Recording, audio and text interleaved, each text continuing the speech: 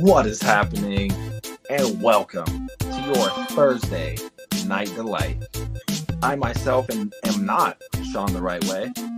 That man is traveling across the U.S. right now, but he may be chiming in later. And then also stepping in to save the day on the ones and twos, we have Brick Hive. For your Thursday Night Delight. AKA Hive the Right Way. And below us, replacing Max, is Richie from Our Toy World. What up, guys? And tonight, on this wild card of an episode 82, we are the three of us. Gotta let it ride out for a second.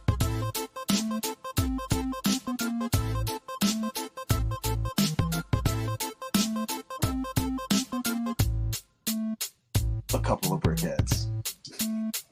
Let's go. Nailed it. I'm just happy. Rock on. Anytime I have to imitate Sean's intro, I know I can never get it perfect, but No, it's great. It's great. I felt like Brent just disappeared, and there was Sean the Right Way. I was like, I thought he wasn't here. Put a Disney hat on me. Give me a red beard. Let's go. Well, I didn't even. A couple of brickheads. A couple of brickheads. Yeah, going into this, guys, I didn't even know that Hive could play the music, but what is up, guys? It is March 23rd, episode 82 of A Couple of Brickheads. And obviously, Sean is not with us tonight. No. But here we are, guys. We're still making it happen. I myself, Brent from Brent's Bricks, as Sean likes to say, am only one of the brickheads. So if you are tuning in for the first time, I am one of the familiar faces that is usually on the show. But Sean is literally moving across the country right now. I mean, I'm talking from West Coast to East Coast. So he is on a trek right now. So big shout out to Sean, and a big shout out to Hive for literally filling in. He's literally on the ones and twos right now, playing the music, highlighting your comments. Oh yeah, right. I was like, wait a minute, that's right. Hype. Let's go. Yeah, I'm honored. I'm honored to the point where I just went ahead and put in my 2 weeks notice for Good Morning Brick World. They haven't gotten the actual notice yet, but it will be in for the weekend. So. Yeah, Sean doesn't actually know, but he's actually getting fired from the show. He's getting replaced. Yeah, I just feel like his heart's not in it. I mean, moving. Who moves? I mean, what an inconvenience. Like, he should be doing this from the car while he's driving with a car full of his family. Like, yeah, moving sucks. And I gotta tell you, when you're a pretty big guy and you have a truck, it sucks even more because then everybody asks you to help them move. Oh yeah. Well, dude, not only is he moving across the country, but Sean is a fellow AFOL, guys. He is moving a lot of Lego at the same time. So now I don't know I don't know if he's physically driving his collection, but I know it's in a vehicle somewhere. So everybody have Sean's collection in your hearts, and hope that it won't get destroyed on the way to his new home. Hey, I will let you know. Worst comes to worst, he gets to build the Disney train set again. Hey, exactly. Look, Well, I think Shy gave him some good plastic wrap techniques to wrap everything. It's not, but see, I've done this twice now, and I can tell you right now, it's not just about things breaking. It's just the whole process really sucks. It's not like moving anything else that you have. It's not. Big facts. Big facts. Because a lot of people break stuff down and rebuild it, or break it down enough to where it can be packaged better and stuff. I didn't. I just kind of winged it. Right. And regretted it. But, that's just how I am. That's just me. Yeah. Dude, I moved to the house I'm in now. It's 5 minutes down the street from my old house, and it was still a headache to move my entire collection. I don't even moving from the one side of the Lego room to the other. Exactly. Exactly. But yeah, guys, I can't thank Hive enough for coming in and filling in for Sean. And also a big shout out to Richie for coming in and essentially filling in for Max, because otherwise, guys, it would have just been me by myself, just building a set, talking to the chat. It basically would have just been a stream on my own channel at that point. And nobody wants to see that. Well, maybe two people want to see that, but you need to give yourself some more credit in that, man. Look, Doc's the only person that hates you, so don't take that too seriously. Hey, you know what? It's been a struggle to deal with that. You know, me and this beef between me and Doc it keeps me up at night. To be honest, I know. I keep waiting in anticipation to see something go down. You know what? I mean, all I can do is try to mend what's broken. But anyways, on a lighter note, yes, only a matter of time. Exactly. So, guys, thank you so much for tuning into episode 82 of A Couple of Brickheads. Thank you all so much for being here. Shout out to Max, who's in the chat, who can't be here, who's on a road trip. I know we explained Sean's absence, but Max, he's out there playing collegiate baseball, doing his thing. He's on a road trip right now, so that's why he can't be here tonight. But Max, you're in our hearts, and good luck on everything. Good luck on man. Good luck on throwing the fastballs and stuff. Yeah. Man, you got a lot of people in your damn chat, dude. I'm trying to keep up, dude. I'm just glad they showed up because I didn't even know if we were going to be here tonight. Some work, man. I'm trying to make sure I highlight at least everybody once. Oh yeah. If I missed you, curse me on the chat. And I promise I'll swing back around. Should I, or do you want to do it, Brent? It doesn't really matter. One of us can do it. But before we hit the roll call real quick, because Sean and I always forget. While y'all are here, please smack that like button. If you're not subscribed, subscribe. And if you're watching on replay, thank you so much for tuning in. This is not how the show usually looks. However, these are two guests that have been on the show, but everybody else that's a main member is not here. So, again, thank you so much for tuning in on replay, gang. Like, comment, all that good stuff. Today, guys, the main topic, before we get into it later, is going to be, are Lego reviews dead? Are they dying? Or is it a lost art? Leave your thoughts, but we will be getting into it. That is the main topic of the day. But also, we got those new Star Wars Brickheads that were revealed. We're getting some more details about the new Batcave. It definitely is probably the biggest Batcave we've ever got, coming in at like $450. And then we're going to get into a little bit on if helmet sets are ending or not. I know we touched on that a little bit a couple of episodes ago. But with these new MIDI scale sets coming in at about the same price point, same kind of box art and everything, are MIDI scale sets replacing helmets? We don't know. We're going to talk about it. And then, last but not least, the Lego 2K Drive, which is... I mean, everyone thinks about 2K. They think about NBA 2K. So it's a really weird mashup, like Lego 2K and a driving game. So... But there's like an exclusive poly bag being attached to the deluxe edition. So it looks like they're really going full tilt into this next Lego game. And aside from a few other random points, we will go ahead and shout out the chat real quick. Hive, I don't know if you have the Girth Gang music, you don't have to play it. It's probably late. What? I don't think I saw it, but let me check. If it's not saved, it's fine. Is it feeding the ducks? That's not it. No, leave it. Leave it. You like that? That was pretty mellow. Leave it. DJ Hive. All right, guys. Usually we're talking about the GG, but today we're gonna shout the shout out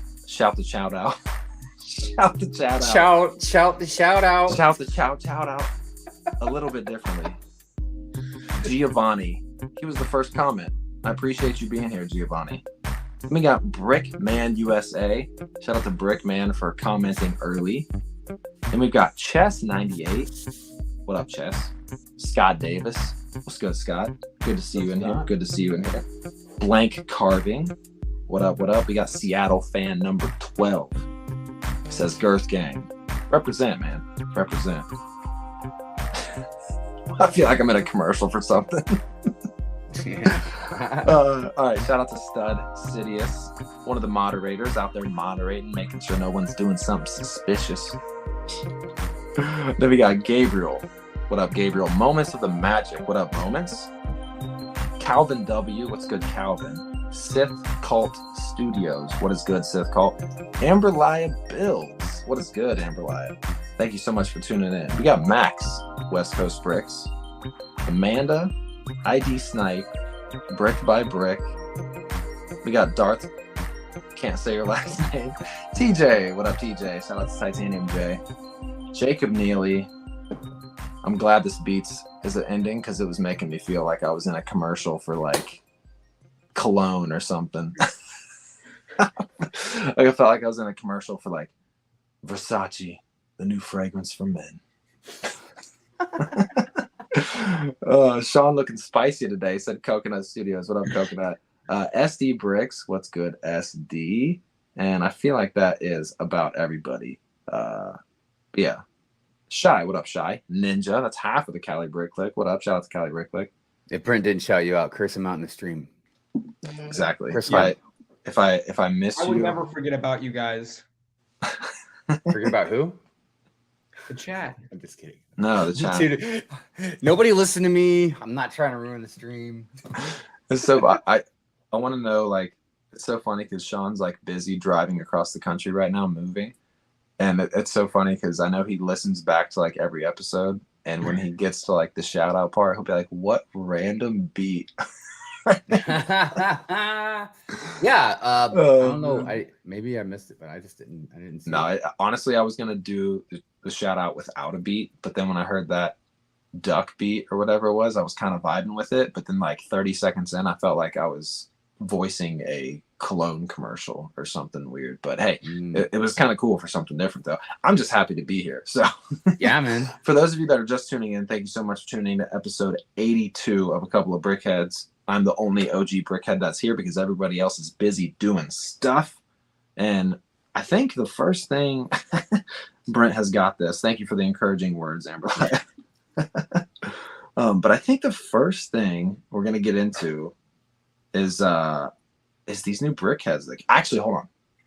But first, before we get into these brickheads, I meant to do this last week, but I want to give a huge shout out to that super chat. I see you. I'm going to read that in just a second.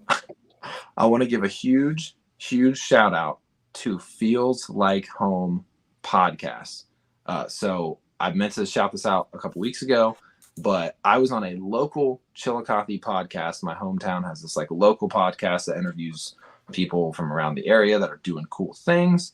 And I was honored enough to be on their podcast. So if you guys want to hear my weirdness on another podcast and hear me talk about Lego to some people that are non-Lego fans and just talk about the culture and all that good stuff, Feels Like Home podcast on all the podcast apps. I'll put it in the description. I'm going to shout them out on Instagram as well, but I just wanted to shout that out on the show before I forget again. So rock on, man. Super cool dudes. Feels Like Home pod. It was so funny too because like they have a legit setup like in this guy's basement with like mics, and I felt like I was on a radio show. And it was just weird because the only podcast I've done that's not live is Cali Brick Click, but they're a podcast that is like very much a traditional podcast. Like it's not live. They have like legit like headphones and like microphones. And the whole time I was on there, I was like, I feel like I'm not important enough to be here. Because literally they just had Ben Hartsock, who is an NFL player that's like from around my area. So I was like, I feel like I'm not important enough to like be here. but it was a good time. So cool podcast. Man. Just wanted to make sure to shout them out. It was a really cool experience. So there we go. That's cool to get recognition like that in kind of like your real life, you know? Right. It's funny because like they were like talking to me about like my channel, but I kept like talking about the podcast more because I was like, well, honestly, ever since having a baby, I've made like 6 YouTube videos and I've really just kind of been all about the podcast. So, but anyways, had to give a big shout out to Feels Like Home podcast. They do a really good job over there.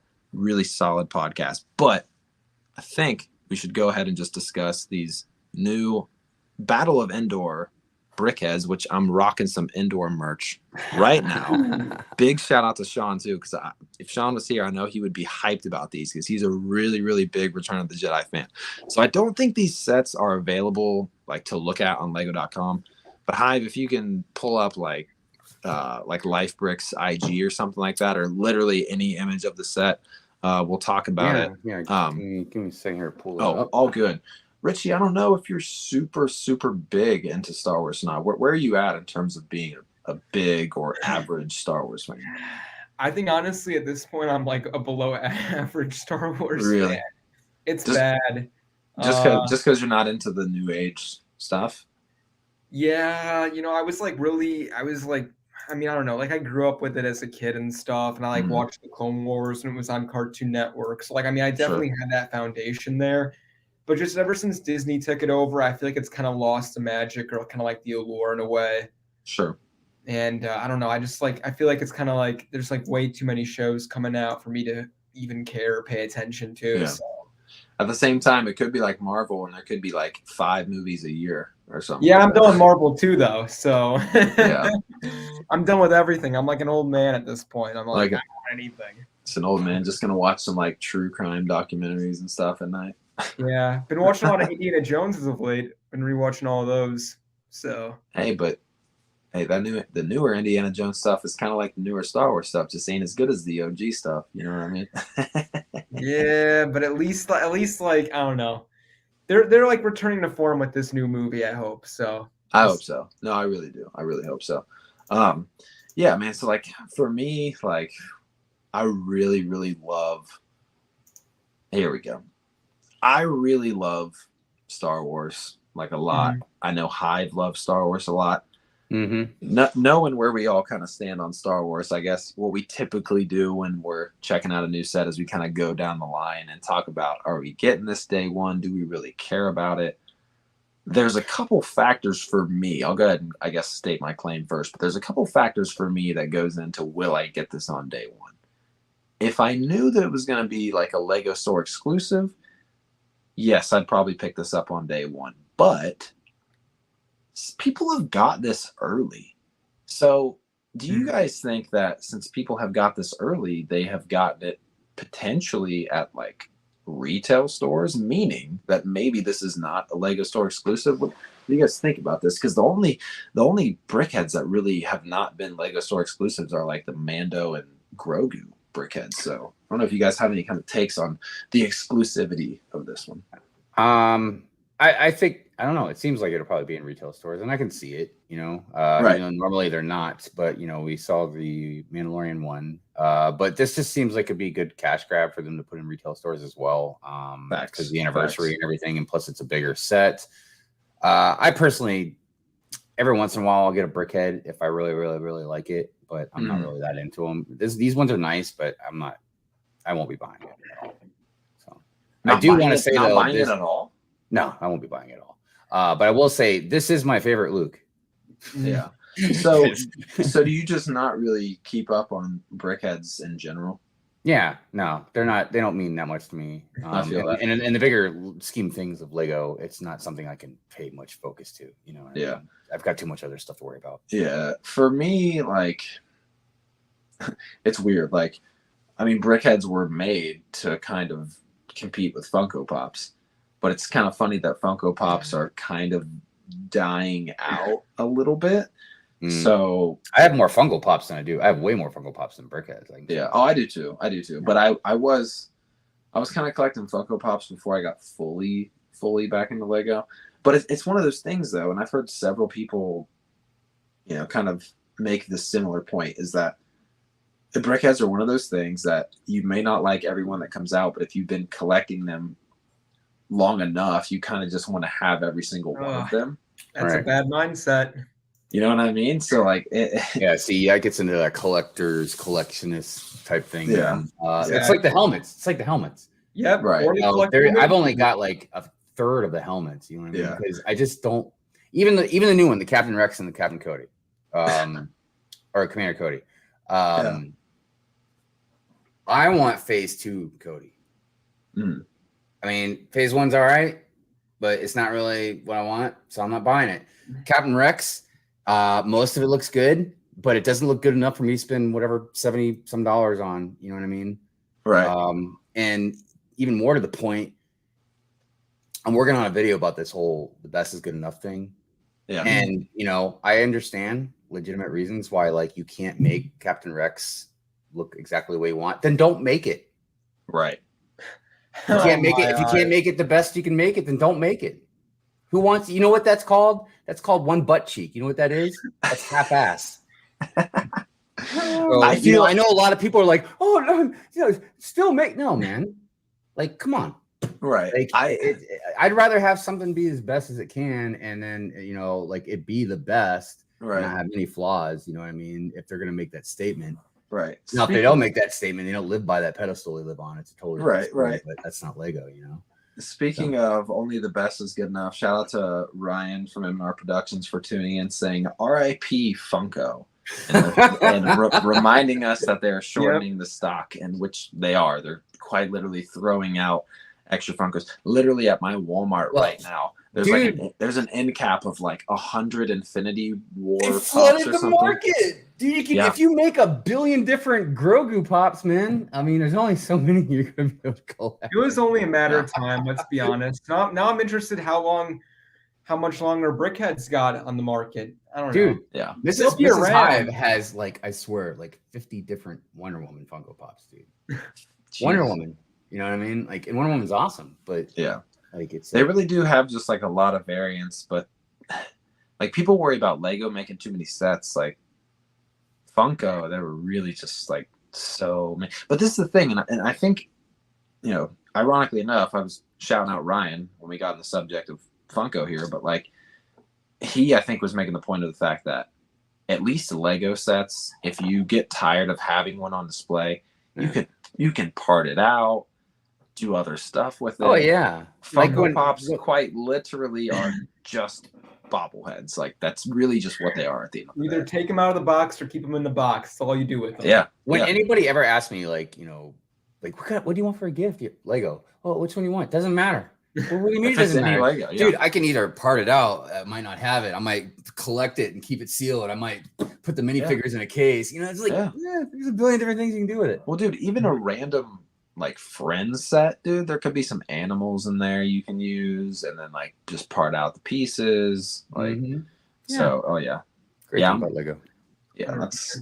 Oh, real quick though, before we leave the topic about that I know. I said I'm not really too into Star Wars anymore, but I do have to say I like that Luke. It's the strongest figure of the bunch, but it's a pass for me. Still a pass. See, now I still think I do really just Sean's a huge Return of the Jedi fan. And for me, I do feel kind of excited to see, a bunch of characters from Return of the Jedi even if it is a Brickhead set, but just to see some more Return of the Jedi themed stuff is exciting for me. Is one of my, as far as ranking the Star Wars movies, Return of the Jedi is up there. But I do like the Lando. The Lando's cool. I think the Ewok is kind of sick. I mean, if you think about it, I don't, I myself don't collect too many Funkos, but that Tusken Raider was a pretty cool, in the design and out of all of the Tusken Raiders, what do you? It's cool. You don't like I know. It is. I know which one you're talking about. It's weird. I mean, it's a random one. But like I said, I don't have very many Funkos. I have the Ahsoka one. I have the Mando one. I have the Obi-Wan Kenobi and Darth Vader. But I don't have very many. But here and there, they're cool. I still get random Funkos here and there, if they're on sale, and I think it's cool. But that is crazy that Funko is so huge, and it's just could you imagine if Lego overproduced too much stuff and they're yeah, we're just throwing out sets? Can you imagine that? Well, speaking of which, I know this isn't really one of the bullet points or topics. Oh no! I just heard. I just heard that they lower the price permanently, or they're going to lower the price permanently on that Black Panther set, which is very odd because I've always been told that Lego would never do something like that because it would lower their value of a brand, going backwards, because that says something about either you went too confident on the price of your set, or your set's not good enough. You know what I mean, to sell at that price. So what's interesting about that, I'm looking at it live on the site right now. It's still full price, but I think another part of the rumor is by tomorrow it's going to be lowered in price. So it'll be interesting here in 35 minutes if we check again and if it's lowered. But what's also interesting is that if they're lowering the price on this Black Panther, Is it gonna be like on the website? Is it gonna say 350 / red letters on sale 275? Like, is it gonna say that, or is it just gonna? I don't know. And look, this isn't confirmed. Actually, I heard it from the 4th member of your group. I think it was. I'm pretty sure it was Nicole that I heard it from. I'm hearing it somewhere. But this is what she said. This is what she said. She said that it's supposed to start really soon, like maybe tomorrow or something. Yeah. And it's we're not talking like 20, 50 bucks, $100, dude. Especially like $100 cheaper. So it's gonna be I thought it was 275. Oh, the Black Panther bust? Yeah. Oh, I thought you were talking about the little tank set thingy. Oh, no. Because that shit is on sale everywhere. I thought you were talking about that one. No. Okay. Go on. Sorry. No, look, as far as I know, this is like the first time something like this has really happened. Yeah. Why are these especially if that magnitude? Right. Yeah. So Ryan was in the chat saying, wait, what's this new price? Where is this? So allegedly, Ryan, through the grapevine, we're hearing about this Black Panther set being like permanently marked down. Now, also, like I said a second ago, attached to this rumor is that it's going to start tomorrow. So, like I said, in 30 some minutes, we'll check Lego.com and see if it's really going to be marked down then. Shai said, damn, I shouldn't have purchased it in the ×5 VIP points. At least you got ×5 VIP points. But unfortunately, Lego, it's gonna have to be cheaper than that for me to buy it though. So sorry. So let's you go just ahead. have to go way lower. Let's go ahead and set. Ryan said my Black Panther video just got so much better. There you go, Ryan. Hey, that's there's what another I'm talking about, man. You know, more. Speaking of Ryan, everybody, represent, dude. You guys should go buy his shirt too, man. 75280. I have an Emendar like Rebel Lug shirt somewhere. I need to give me. I'll grab it. I have some promoting other people out there and stuff. Well, I saw him, man. Yeah, I'm really sure. I brought all my Lego shirts with me to college because Hey, dude, the peeps. You're gonna have to have all your Lego merch ready for Brickworld, man. Oh, I will. Cheers. I keep thinking of like Lego shirts that I used to have and I haven't seen in a while. And I'm like, man, I gotta find that shirt before Brickworld. I get all my Lego swag out. Brent, you could be wearing like 5 different shirts every day. Oh yeah. Ooh, there you go. That's Rebel sick. Lug, man. Man, I got a ton of signatures at like Brickworld 2019, which you can barely see. Oh, is it a black Sharpie on a black shirt? I was like, man, I am getting old. I don't see nothing. Oh, I should have said. I should have made guys are going out. Hi, read those names. Nah. What's up with these? Okay, I have to ask because again, you guys know, like I'm like an old man at this point. I don't watch the MCU stuff.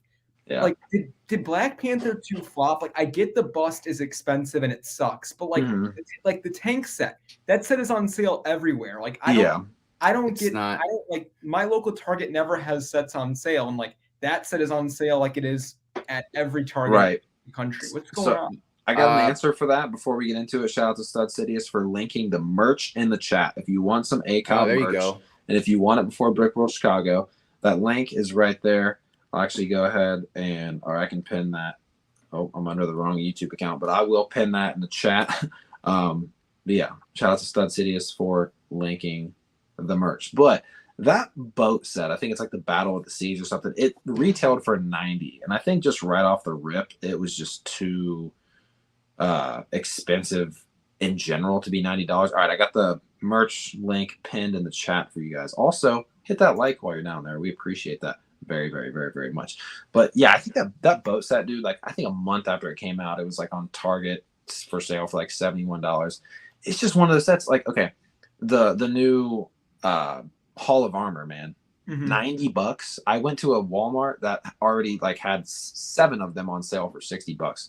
So I don't think it really has too much to do with the movie. I saw Black Panther 2. It's pretty good. It was really long. I don't know why all these movies that are coming out nowadays have to be 3 hours. I'm not even kidding. The last 3 movies I've seen, the new Batman, 3 hours. Black Panther 2, 3 hours. Avatar 2, 3 hours. Like everything is like a 3-hour epic now. But no, I don't think Black Panther 2 flopped. It definitely wasn't as good as the first one. But that set is just overpriced from the jump. And it's not the most interesting vehicle or boat or whatever. Anyway, it's like pretty boring. It just looks like a big like slab of cake or something. Like it's just kind of it's a weird thing. So that's my take on that. I liked the movie. Paid very good respects to Chadwick. But yeah, it's really that set was just grossly overpriced at $90, just like the new Iron Man Hall of Armor. Ironically, at the same price. Yeah, the movie didn't do very well. But I mean, to be quite honest with you, pretty much almost all of Phase 4 didn't do very well. Yeah, dude. I think I saw a YouTube video. I didn't click on it, but somebody was basically saying like how the new phase of Marvel was just meh. Now, how much correlation that has to do with how well the Lego set will sell, I'm not 100% sure. I'm sure it maybe has something to do with it. Like maybe someone a kid watched a movie and he didn't like it as much or whatever, or an adult watched it and then they're like, I don't even want to buy the set. So I'm sure it has to do a little bit. I think more it has to do with price. And I know we always talk about it, and it's always like a broken record. But look, what do you think the average price is for a Lego set? Average. Do you think it's about $50? With 20, I was gonna say 50's too high, but if you think about all the freaking $400, $500, $600 sets that come out now, even like +4 sets, dude, I'm thinking 60. Yeah, 50, 60. But let's just be generous and we'll just say 50. Okay. Yeah. All right. Your average Lego set is $50, dude. I don't know about everybody else, man. $50 is not something to just laugh about. No. So how many $50 sets can you buy? Right. You know what I mean?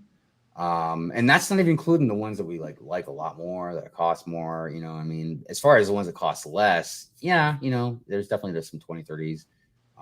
But once you start getting under $20, man, now it's rare. Just like Ryan's brought up about the microfighter, these Star Wars mechs coming out, how they're pushing like even just $1. It might not seem like much, but for Lego, $1 is a lot because it adds up, man. 100%. But it's like they're pushing and they're pushing a little bit more. You know what I mean? They keep pushing, and it's like, and now here you are, we're hearing like, oh, we're gonna knock back $100 off this one set. So it's like I don't know what's going on, man. But so I think that's what it has to do with that set. Like that's an example, because I see that with a lot of stuff that's on sale now, man. It doesn't matter. It's Batman, the Batman, the Thor: Love and Thunder. Like I still see a lot of these sets sitting around not being bought up. Right. Mm-hmm. So and when it comes down to the sets being discounted, I definitely got some more thoughts about that. But before we go into that a little bit too far, I want to shout out to a couple of new names in the chat. Bricklock, big shout out to Bricklock. Spacetime Brick Studio, King Oldendorf, thank you so much for tuning into the chat. I think Macro is in here somewhere. What's up, Macro? And Brick Scene, big shout out to Brick Scene. Hey, Rich. Well, I think that's most of the new names. Just wanted to kind of update the chat real quick. Broxy says hi. Hello. Firebird Brick says what's up. What's up, Firebird Bricks? What up? Anyways, so yeah, I mean, when I first heard of this Black Panther thing getting significantly lowered in price, my first thought was like, okay, we have a $500 Hulkbuster on the market. Is that going to get chopped down to $400? I mean, the only thing that I can think of, the only reason, because look, you look at some of these sets and some sell out, some don't, whatever. But like, there's a lot of stuff. I think the reason Lego hasn't completely really gotten hit hard is because they're not producing as many sets as like I bring this up with the BTS one, you know what I mean? I know the whole thing surrounding me and BTS right now, but I'm just saying, like, look, I think they sold out as fast as they did in North America, because they just didn't produce as many sets as they could have.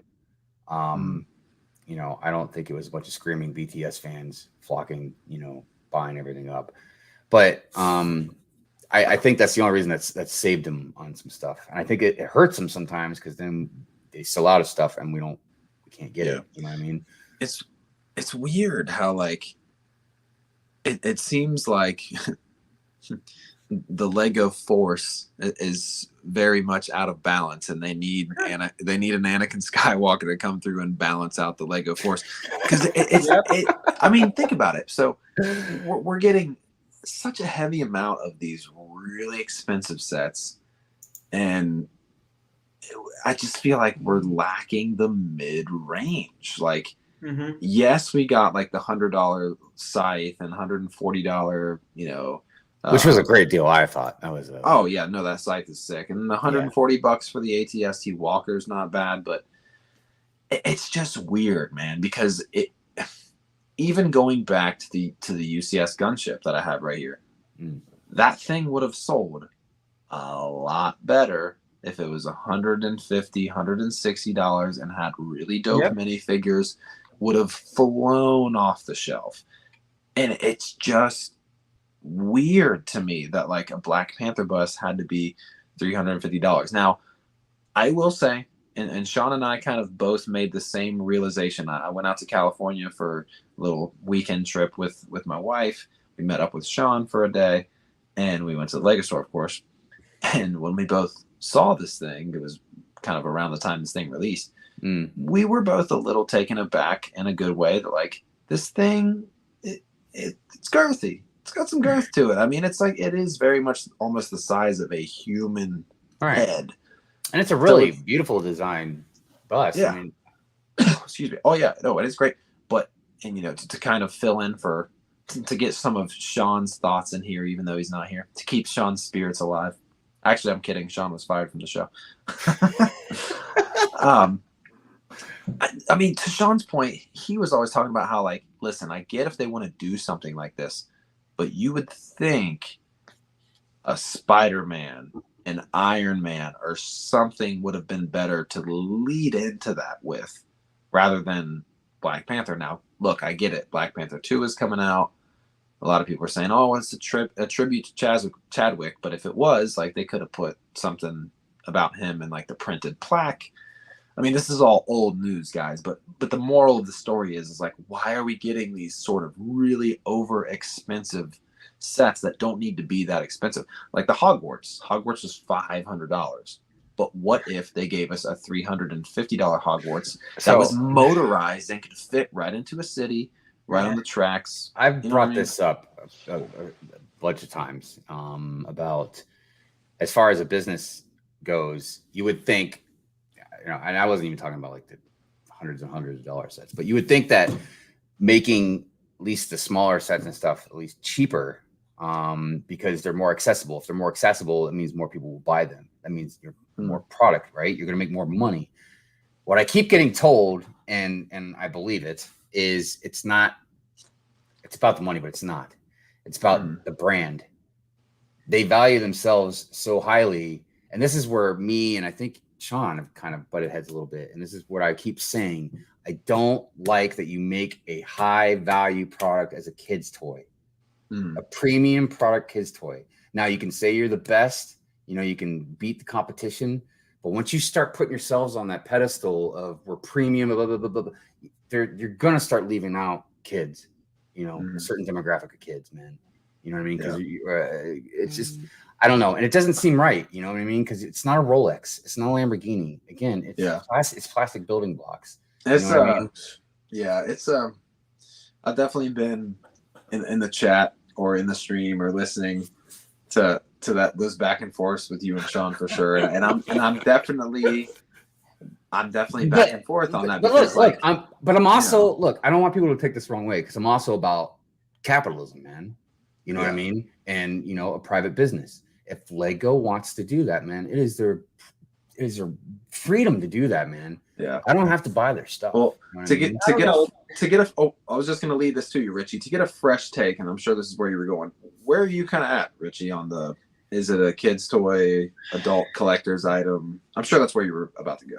Yeah, I mean, it's one of those things where it's like it's kind of like an existential question, with what does Lego mean? You know what I mean? Like, it all means different things to all three of us, everything to everyone in the chat.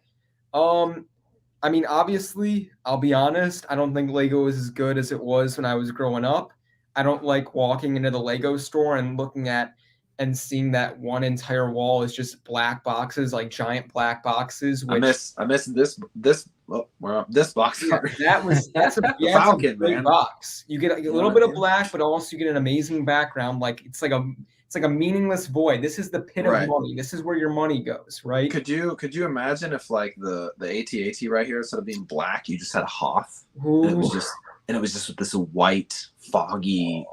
So let me ask you guys, do you think that they Beautiful. changed that as far as the aesthetic of AFOL's Welcome because they want it to look more classy kind of thing? Absolutely. Or did they change it because they're trying to make the difference between adults and kids? No, I think kids, they think kids would want pictures in the background and adults would want it to be more, So so I think, and I'll let you continue, Richie, but like I think very much on the box art thing is that as someone, especially a casual fan who doesn't have a bunch of sets like we do, if they're just getting one of these newer helmets or even the flowers, some of these flower bouquets, black box art, the bonsai tree, black box art, it's a little easier to kind of bring that home and put it next to, other kind of adult stuff you have that has like sleek looking black box art. So for me, I think it very much is to make the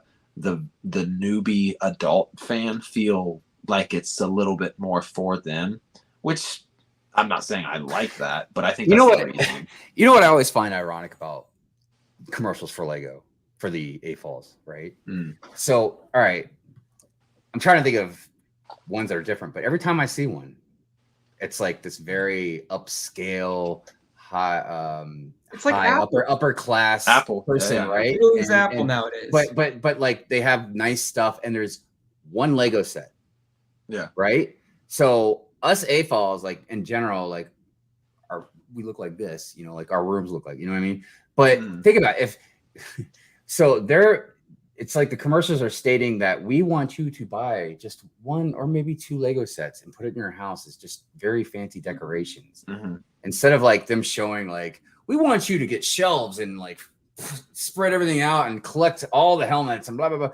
Like I've always thought it was kind of funny the way they promote a lot of that stuff. Even like with the kids, I remember commenting a long time ago about how even the kids look like they're from upper middle class families or something because like they're always wearing like bow ties and stuff like that or fancy clothes, and I don't know because back when I was a kid, it didn't look like that. And it seems like they're changing again. I don't know. I saw some different, but I don't know. I mean, so I don't know. I don't like walking into the store and there being and 40% of the store being covered in these giant black boxes where it comes to the point where like when I bought this creator set, there were creator sets that were literally being sold like this because that's the only way they could fit on shelves. They're taking up way too much space.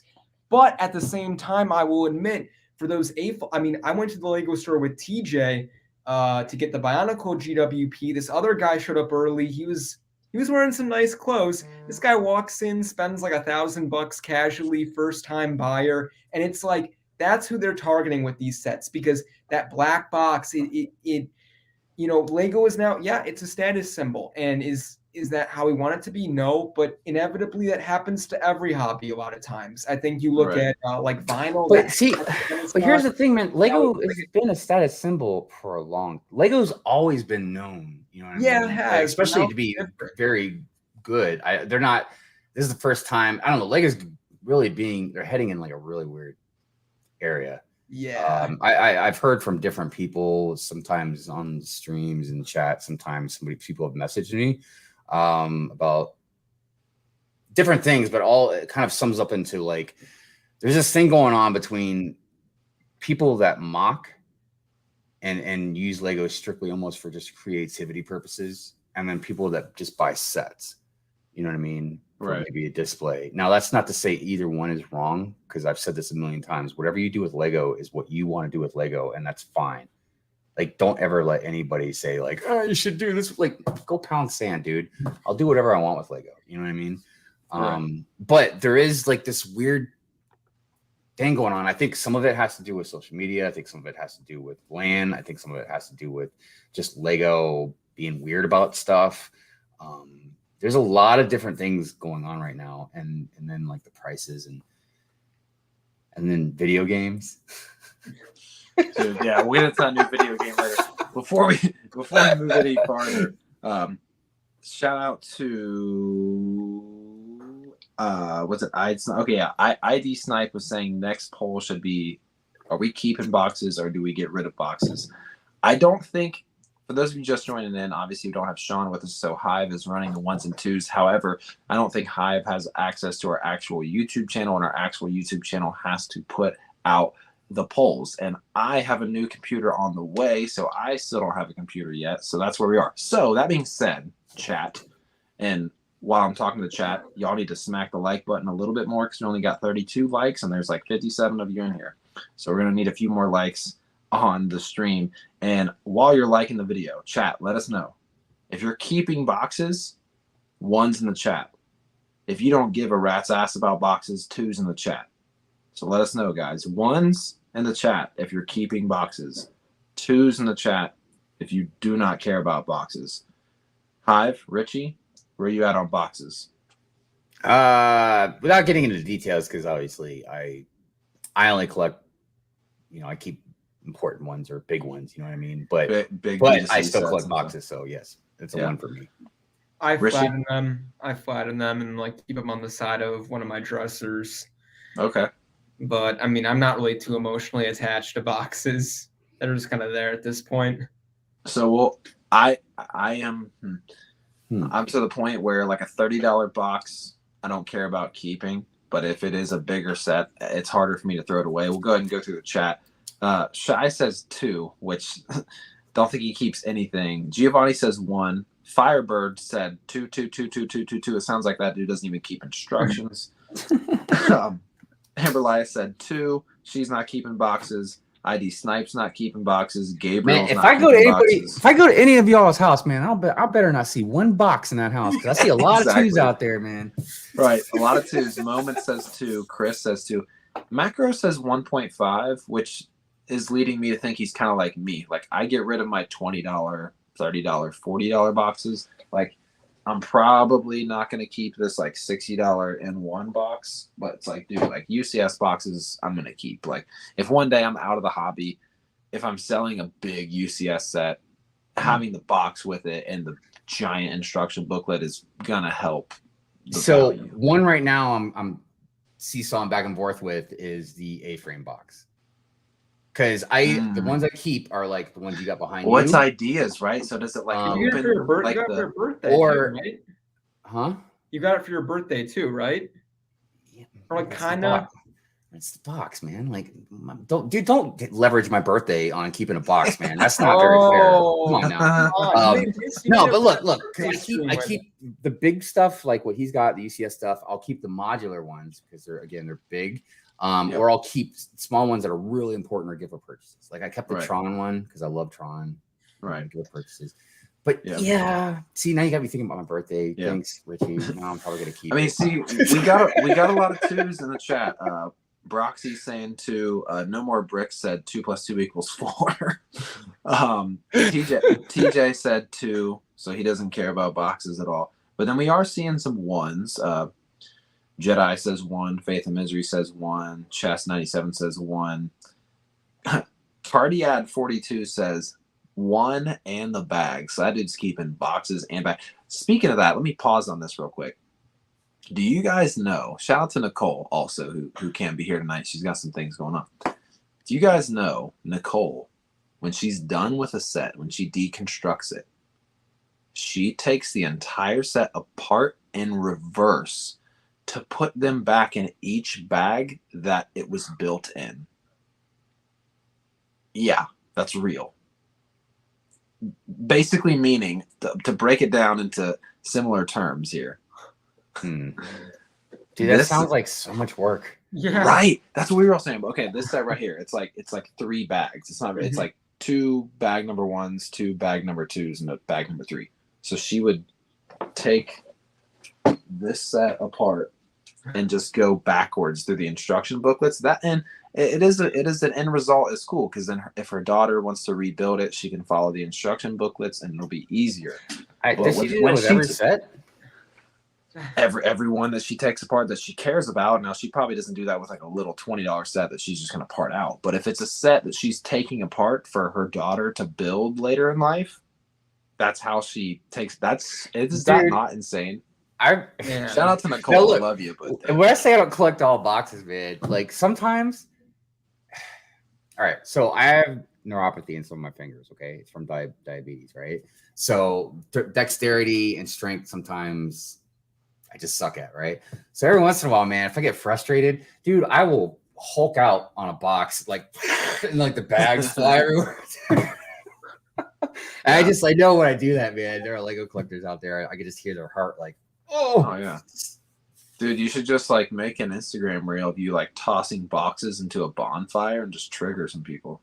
Maybe I should do that, and maybe it'll go viral or something. This is what would trigger Lego collectors. So yeah, guys, it's looking like throughout the chat. Sorry we couldn't have a poll for you, but it's looking like throughout the chat, it's pretty 50-50. And also there's some people out there that are mixed, like Macro says he's a 1.5. And I also am seeing some other people who said this. Shit, I scrolled too far down. Someone said, I think no. Oh, okay. It was Brickscene. Shout out to Brickscene. He said the newer boxes are easier to get rid of. I have to admit, I find it hard to throw away some older boxes. See, that's different too. If it's like a retired set, I believe Rich also said. I thought he said he keeps like nice ideas boxes and everything else. He kind of flattens out, keeps somewhere else. Oh yeah. He said I keep the old ideas boxes. They used to flatten out real easy. Yeah, now the new ideas boxes, man, they like open different. It's like a Chicago pizza box. It like flaps open from the front. Yeah. That's how the Tron one was. Which I like those. Oh, really? And the Winnie the Pooh Treehouse was like that as well. Yeah. Also, while I'm in the chat here, it looks like Sean is commenting under the ACOB account. He said, "You guys are doing great. Hey, thank you, Sean." And then he said that he will pop in a bit. So, guys, we'll see a surprise visit from Sean. Surprise guest. While he's on the road. Yeah, I guess. Welcome to your own show. Yeah, he's a guest now because he's fired. You know, on the topic of keeping things, there is one thing I regret throwing out. And that is old Lego catalogs and old Lego Club magazines. I know that's probably a little bit past your initial run with Lego, Brent. I don't know if you ever collected Lego Club magazines. I had them, but I never like. I remember those were special, man. I mean, they would do. They had comics. They'd have crossword puzzles. They do some special things, and then catalogs. Simpler times. So that'll be something for you and I to kind of both keep an eye out for at Brick World, because I feel like random vendors that just like have stacks of those would sell them for cheap. I would love to have some. I really do. That's something nobody's given me an answer for. Why they don't sell these Lego magazines or whatever at the Lego stores. My Lego store has them. They give them out. Brick Journal. They have the minifigs. Oh no, not those ones. Yeah, that's what I'm talking about. I don't like Europe. The ones without the figs. It's from Europe. Who cares what those people are doing? Respectfully. Huh? It's from Europe. I kind of wish we had them too, though. Yeah, it's ridiculous. Like, okay, if they're not gonna sell at your Walmart or whatever, fine. But you can't sell them at the Lego store? Right. Like, come on, man. I kind of wish we had those too. Yeah, because I'm envious, especially when it's like a clone or something that's like worth having. Because we get the books, but the books always have like a generic like Luke or a generic Harry Potter or something, or like a generic Ninjago figure in like the collector's books. So yeah, no, I definitely wish we had those too. It'd be cool. Look, an AFOL can dream, man. Yeah. Shy Time said Nicole reverse builds. She does, dude. When she told us that, I really could not believe it. Big shout out to Nicole for reverse building for her daughter later in life. Coconut Brick Studio says, I throw out the Lego and just keep the boxes. Coconut, we know you don't do that. You got to repurpose those pieces for your epic mocks, man. Right. Sure. I still would love to get you on here sometime, man, and talk about your ridiculous mocking skills. Speaking of mocking skills, I know I kind of just brought it up a second ago, but I think we'll hype up Brick World Chicago a little bit. But before we do that, before we're completely done covering the small amount of leaks that are coming out, but I know we've been touching on Star Wars and Marvel a little bit and kind of how we feel about that. But this new Batcave, guys, for $450. How are we feeling about this? Richie, I don't know if you really care about Lego DC that much, but I do like DC. So, are you excited about this $450 Batcave? Or? Well, first off, I know myself. I'm not going to get it. I'm too cheap. Yeah. You know, I don't know. I'm excited to see what happens. Obviously, you know, they've released what, like 12, 13 Batcaves to this point. So, you know, but they're all like $100, right? They've all been around that, right? Yeah, the newest one was what, like 70 or 80? 80. So 80. Mm-hmm. I'm excited to really see what they can do with this higher price point. I mean, the last time they released a Batcave that was like what, north of 120 was, I assume, the 1960s Batcave, and that one was all right. So yeah, I'm excited to see what they can do. Yeah. So I'm gonna share. I looked up Lego Leaks on Instagram, and they've got some information about the Batcave and a picture supposedly of the penguin. Oh snap! So, all right, let's look at this first. 499, almost 4,000 pieces. Has bat form like the Batwing. Huh. Also, yes, they are going to do Catwoman. The Michelle Pfeiffer one. Nice, dude. Oh my gosh. That's cool. If they have I hope this Batcave looks great, man, because I'm definitely going to be buying that. So here's, I guess, the leak of. Okay. I know, but do you guys think this looks like? Well, I guess it kind of does now that I see it bigger, like the Danny DeVito one. That's. I think so. Yes, it does. Because look at the torso. It does, and he does have the belly going on. I guess it does. I'll tell you why it's tough, because Lego figures don't have noses, and Danny DeVito's. Yeah, but you could kind of tell, you know, like the way it goes down. It almost looks like it might be like a longer type. I know it's just his mouth, but the way they have it. Oh yeah. I see what you mean. Yeah. Very nice. I like it, man. I like it. I'm excited, especially if it's got good figs. Also, too, I think I don't know if I said this before or after the show. I think I said before, but we're supposed to be getting that $40 play scale Michael Keaton Batwing. So if that fits in with this Batcave well, then I'll be happy. I'll definitely be stoked about that, because I missed out on that $200 Batwing. I really, really wish I picked it up. I think this is the Batman that's going to come with the Batcave. Yeah, because this is that new mold. That new mold which I don't like. It looks weird to me. Think so? Yeah. Even though I do like how it's got the indentations right here, you know, on the mask. No, man, because like, so what? So you can take his helmet off, and you know, like, why are you taking Batman's helmet off, dude? So he can be Bruce. Leave it on. No, I'm excited, man. I think it'll be really cool to get like another 1989 Batmobile on a smaller scale that fits in well. If the minifigures are okay, think about it. It's too far away for me to go pick up, but Mos Eisley Cantina. How much do we love that set, especially as a Star Wars fan? Am I right, Hive? Yeah, big time. Richie, I know you have fallen. I wanted to get it, but then the price went up. I mean, sorry. Still though, as a fan of the older stuff, the Cantina is a pretty good set. It's amazing minifigs too. And so that's what I'm saying. So like, if this Batcave, which is $100 more than the Cantina, if it's got a slew of minifigs, good ones too, hey, it could be a really cool thing. And that's the thing, man. And this goes back a little bit to when we were talking about Lego is making overpriced sets that don't need to be that way. This is a step in a direction that I like. So if this was another Batcave that was $120, I think a lot of us would be like, oh, we've seen this before. But a big D2C Batcave is like, yeah, I'm like I said, that's what we're talking. I'm hoping it can be enclosed. You know what I mean? Or at least something very close to it. Yeah, dude. We obviously haven't seen it in a Batcave like on this kind of magnitude or scale. But as far as like what you're referring to is making those bigger sets, yeah, I don't know. I say quite often, man, like there's Lego sets that look beautiful. You know what I mean? But I'm like, you need to make it a Lego set, man. Not everything has to be made into a Lego set. Right. But it's hard for me. It's hard for me to justify that because it's an opinion. Yeah. And people can say that about Star Wars and be like, right. I'm a piano player. I'd rather see a piano than Star Wars. We got a grand piano. I know. I was just well, yeah. Dude, well, when the typewriter came out, I remember we were making some jokes here. This is probably a year ago on the show about like a UCS toaster coming out, like a really detailed life-size toaster, and it would have a play function, like you press down a regular piece of toast, and then a toasted piece of toast comes out. And the GPA, the gift of purchase can be some butter. Butter, exactly.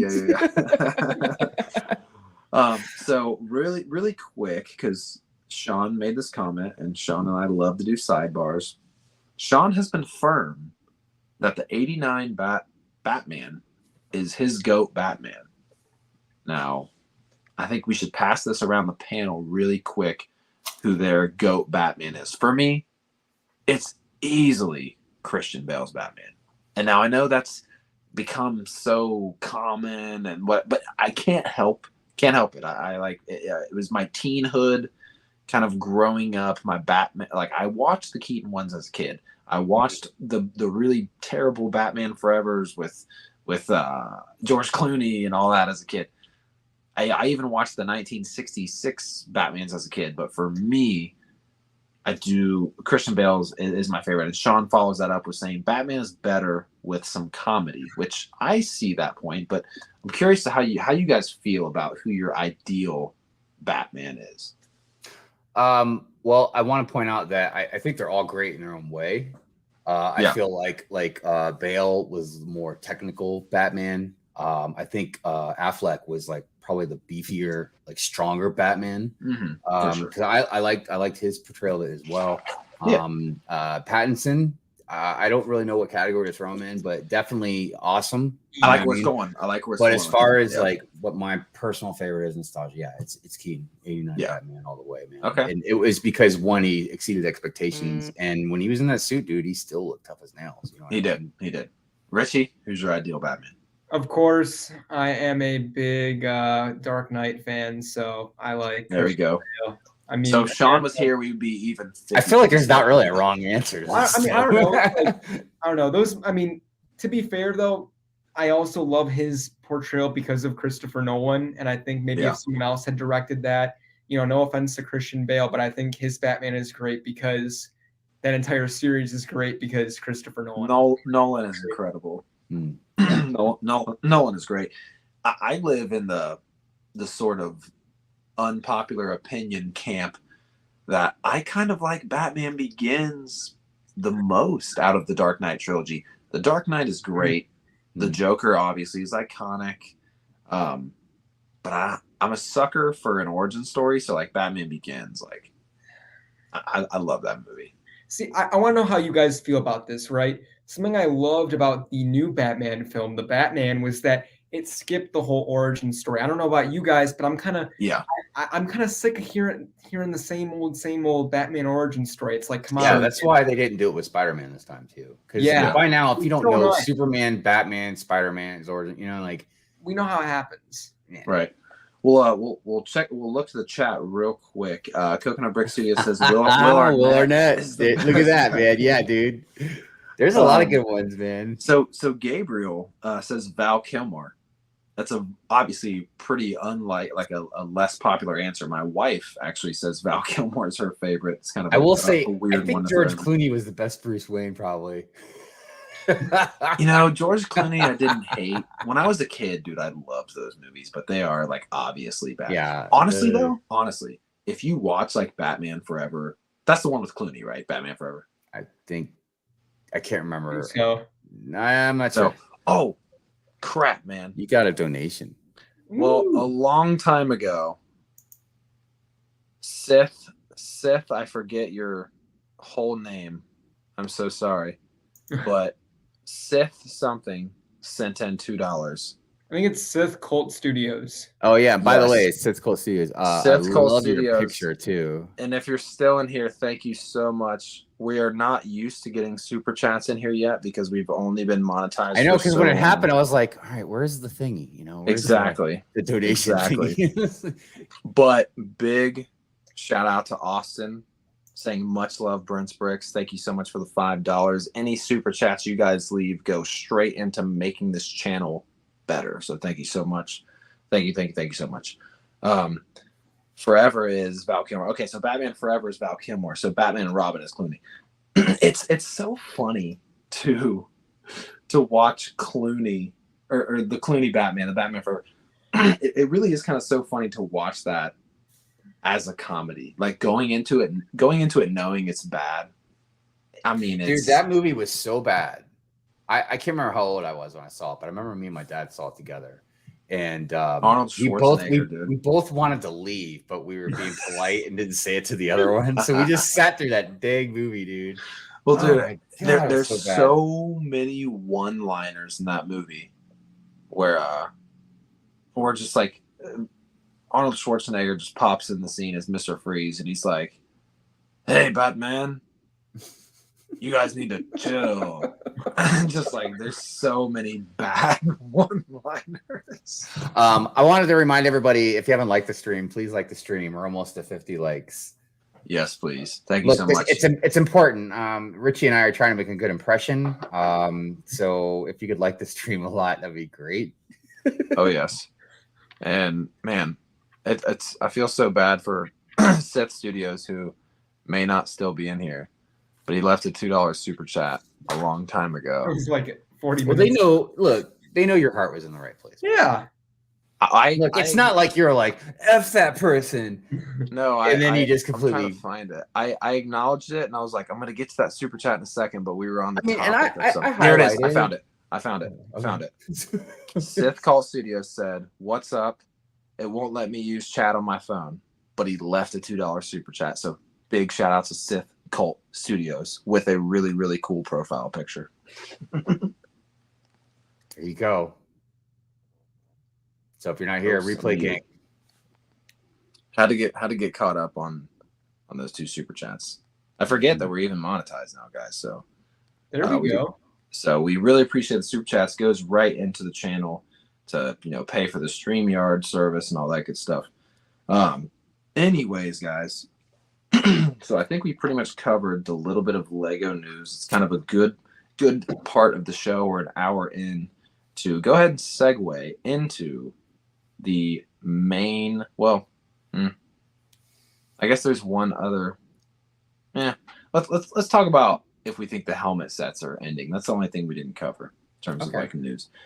We'll cover this for like 5 minutes because it's really nothing crazy. Like there's nothing set in stone. But do you guys think the helmet line could be ending and maybe MIDI scales taking over? I think it's a possibility, but I think both could exist because we got the probe droid like around the same time, like right alongside the helmets. So, I mean, I don't know. I think maybe they both can exist if they get rid of something else. I mean, I don't know this for sure, but it just seems like they're kind of bursting up the seams for shelf space. So yeah. I don't know how many different themes they could, Now, and again, since we don't really know all the numbers and stuff, I don't know how well the helmets have been doing. Yeah.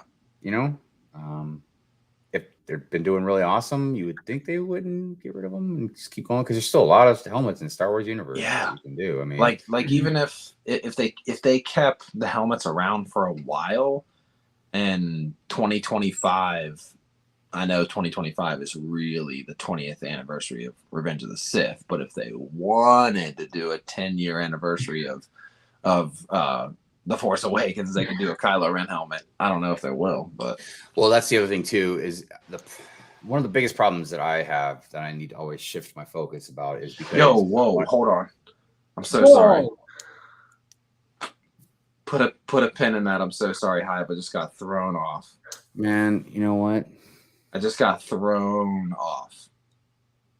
I couldn't think of a. All right, I'm gonna be really nice though, man. That's really awesome, dude. So we made some jokes. We made jokes about people donating enough for me to go buy BTS, and I think Sean said he had $20 on it. Holy shit, Gabriel! Gabriel just dropped in $100 super chat for me to go buy BTS. Well, I have to now. I was gonna say, I have to order it like tonight. I think it's on back order still, but whoa, that's awesome, Gabriel. Damn, holy shit! Wow, I'm floored. I have to buy BTS now. Wow, ballin'. Gabriel, holy Shout out shit. to Gabriel. Gabriel, what Dude, the I hell? love the comments, man.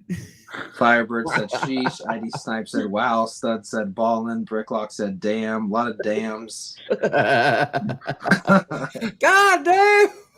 Oh my god. Okay. Holy shit. Brickman USA said Gabriel's the GOAT. Holy That was shit. really awesome of you. Okay. Gabriel. Damn. Gabriel, you made me cut off Hive. Holy shit. I forget what we were even talking about. We were talking about the helmets and if they were going away. Holy shit. It's all right, All man. Let it just, you can let it marinate. You let it No. sink in, man. You know what I mean? No, it's fine. It's fine. I don't want to lose track of what we were talking about. But holy shit, Gabriel! Like I'm gonna order BTS literally tonight. Wow, that's crazy. That's crazy. All right, let it be known, guys, that I have to get. The pressure's on now. I have to get BTS. I think it's still on back order, but I got to place that order for BTS now. Wow, Sean will be stoked. He'll be like, dude, somebody really did it. Wow, holy shit! Shout out to Gabriel. Damn. When Sean gets in here, we'll have to let him know, unless he's listening from afar. Right. Bricklock said, new topic, BTS. Yeah. Yeah, okay. I guess we covered helmets enough. Let's go ahead and move on. Man, look at you, got Brent all flustered, man. Got me flustered, man. Holy shit. All right, so I feel like Star Wars talk for the night. Yeah. How's So- that like doing, man? So we could cover BTS, but I feel like enough people have covered it enough, and Hive's on the brink of maybe having to fulfill a bet with BFAB that we all know about. Yeah. So Hive, are you kind of just waiting to see if that set sells out for a second time, because it's been sitting on back order? I'm checking it right now. Yeah, that's exactly what I'm doing. It's got to sell out again. And something I want to point out. Still on It's sitting on back order on the North American Lego website. It's not sold out in South Korea. It's not sold out in Europe. So Damn. Well, at least it wasn't last time I checked, which was like a week or so ago. So it might be different now. But yeah. And then I know some places in the stores it's been sold out, but other places like mine, they're stock full. You know what I mean? So I think it's doing a lot better than I think we thought it would. Maybe. I don't think it's doing as well as a lot of people thought. But listen, Hive, BTS, they're all some pretty good singers. I understand if singing their stuff is a little intimidating because they can hit some pretty high notes, man. So I know if you're, no pun intended, but if you're dancing around, how to do that or not. Believe me when I say it's probably gonna be worse for everybody else more than me, dude. Oh my god! Make it a Good Morning Brickworld intro music. Nah, man, I ain't afraid to get down and shake my ass. Trust me, dude. So to clear up, I'm waiting to see when it pops back up, which I guess I can't remember if they said May or April or something like that. If it sells right back out, then I'll just stop the bet. You know what I mean? So that's interesting that it's not sold out in South. I mean, I'm gonna be honest with you. I'm not, obviously I want to see Hive sing, but I will admit. Look, everybody thinks I just pull this shit out of my ass, dude. Look, the whole thing. I know. The point, just so everybody doesn't know, the point I was trying to make was, it's one thing for tons of BTS fans to vote on the set. It's another thing for all these BTS fans to whip out $100 and go buy it. I'm not saying they won't. I just don't think they're gonna do it in droves, like everybody thinks they are. You know what I mean? If anything, I've seen more AFOLs buy this set than any BTS fan. Well, looking back at the Friends Central Perk set, I love that set. I get it. Like, I bias because I love Friends. It's one of my favorite sitcoms. But it was $60, 7 minifigures, and over 1,000 pieces. So even looking at, I think Stud City posted that it was still in stock on Amazon or something. I was like, oh, it's one of my all-time favorite sets. He was like, really? He's like, I don't really like Friends that much. I was like, I get that. But looking at that set, it's $60, 7 minifigs, 1,000 pieces. And then, I mean, you can argue Seinfeld's not as popular, but that was $80. Didn't sell as well. The Queer Eye set was $100. didn't sell as well. And even the Friends apartments that were 150, which are now price increased to 180, and that's crazy for that set. So let me ask you guys this. Do you think it's sold out because that many people bought it, or Lego was being careful and didn't produce tons and tons and tons just in case, you know what I mean? Maybe they're trying to like stay safe about it. And also like, So you talking about Central Park? No, I was talking about the BTS. Oh, okay. And then there's the other thing is like, look, I feel like Lego can literally just have a set that's a pile of dog crap, dude, and you can build it, and people would go buy that in droves. Like, have to do with Star Wars. So like it doesn't surprise me. Yeah, right away the BTS sold out in a lot of areas. Because you know people buy a lot of the new stuff. You know what I mean? So yeah. But I don't know. I don't want to keep hitting exactly the same point home. So like I said. No, as we tune away from BTS, this is the perfect thing to cap it off. So big shout out to Gabriel again. He said he didn't want to talk about BTS, just wanted to donate because he loved the content. I'm sorry, Gabriel. No, it's all good. He just said he wanted to donate because he loves the content and he enjoyed my video. I'm assuming he meant the vlog that I made when I went to check out the release day for that. But Gabriel, we appreciate you very much. All super chats typically go into just making the show better, but obviously that $100 is gonna be. I got to get the BTS set now. I was going to anyway, but now. And look, Bricklock, you can be an AFOL and a BTS fan. I hope you didn't take it that literally. The general BTS fan is not a whatever 40-some-year-old or however you're all like male. I kind of like a member of the army. Actually, I disagree. You can't be an AFOL and a BTS fan. So no. I don't know though. I'm an AFOL. I'm in the army. I'm an AFOL, and I kind of like a couple of BTS songs, man. Hey, man. Dude, nobody should shame you for whatever music you listen to. I mean, dude, there's some. I don't like pop music that much, but there are a few pop songs that I like, man. So. Dude, I like any music that sounds good. Firebird's ready for that performance. Wow, thank you. It doesn't really matter what it is. Just want to say one last thing about BTS. I'm sorry, Gabriel. I'm sorry. Just a little food for thought. I'm curious how many quote unquote Lego investors went to the Lego store to go buy that set. Just curious. Yeah, there's a whole plethora of different directions you can go with it, but so did you say you wanted to move on to the main? Thing. So yes, we honestly could skip this entirely because I doubt that many people really care about it. Other than the fact that there's Speed Champions cars in the game, but Lego is partnering up with 2K to make a 2K drive game. Lego's Instagram posted about it today. It's really weird. 2K is known for NBA games, and it's really weird that they would partner with them to make a driving game. And it's also even crazier because there's $100 deluxe edition of the game where you get a poly bag of a car. I don't know if you guys saw the poly bag, but it's a pretty basic looking car. The only cool thing about it is that there's a printed like 2x2 or 1x2 cheese slope that has the 2K logo printed on it, or it might be a sticker. Hell, I don't know. But exactly, like there's nothing really crazy about it. Like it's not even as cool as like a Speed Champs poly bag. So, man, this I don't see this being super popular. Yes, will it be cool to play Speed Champs cars in a racing game? Sure, but it's kind of been done before with Forza. So this is a weird thing. Like I said, guys, not a lot. Let me know in the chat if anybody really even cares about this Lego 2K drive game. Let me know in the chat because I don't really know if many people really care that much about this. It's pretty obscure. So I went back and forth in my own head about this because at first I was like, oh, that seems pretty smart. You know what I mean? Because what's one of the most popular games out there? It's Mario Kart. So I was like, well, maybe they'll try and take kind of that approach, Lego that would be racing game. It does sound pretty intriguing, right? But then I was like, I understand Lego wants to try and keep up with the times and they throw stuff at the wall, see what sticks or whatever. But look, I think the thing that got them in trouble before is they not just spreading themselves too thin, but look, people love Lego for Lego.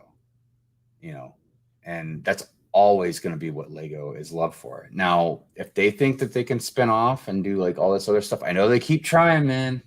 They keep trying.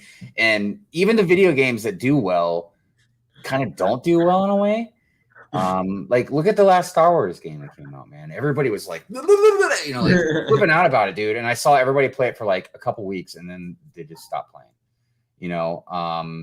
Some more people played it more, but the Starfighter kind of game or whatever it was. No, the Skywalker Saga, right? Skywalker Saga. Oh, that was really they came with the poly bag. It was Blue Milk Luke. Now, okay, so fast. But what I'm saying is like die out quick. Yeah. But what I'm saying is like, I feel like a lot of people probably would want to play this game. I would like to try and play it. I'm not going to drop even the cheapest price. $100 to get the poly No, bag. the cheapest price you can get is like 50, maybe I think. $50 or something for like the basic game. Yeah. But even look at every other Lego game. When you go into a Walmart and you go to this on sale rack, you see Lego Harry Potter, Lego Marvel, Lego Incredibles. Right. It's all there. Yeah. So now I don't think this would hurt Lego too much because this is 2K. So it's more of like they took Lego the license. You know what I mean? It's not like Lego put like the footwork in it. You know what I mean? Or anything like. At least I don't think they did. But right. I don't know. Yeah. So going to the chat for what they're saying about this, Jacob Neely says, I'm interested because of the fact that it said that you can make your own cars in the game. I'm hoping that I can make my own mock I made in real life, but in the game, but I'm not fully convinced. So if you can really customize some cars, but you know what? Be cool. Devin wrote, it's not multiplayer. It's like, what's the point? If it's not, I mean, I'm not saying it's a total killer. But man, if it's not multiplayer, dude, that's a big L on my part, man. Yeah. Titanium J, shout out to TJ again. TJ also said the Skywalker Saga game completely disappeared from conversation after a month. And then Giovanni follows up with saying the Skywalker Saga did sell over more than 1 million copies. But that was nostalgia, though. Let's be honest. I mean, listen, if I didn't have a kid and wasn't busy all the time, I definitely would have like continue playing the game and beating it out.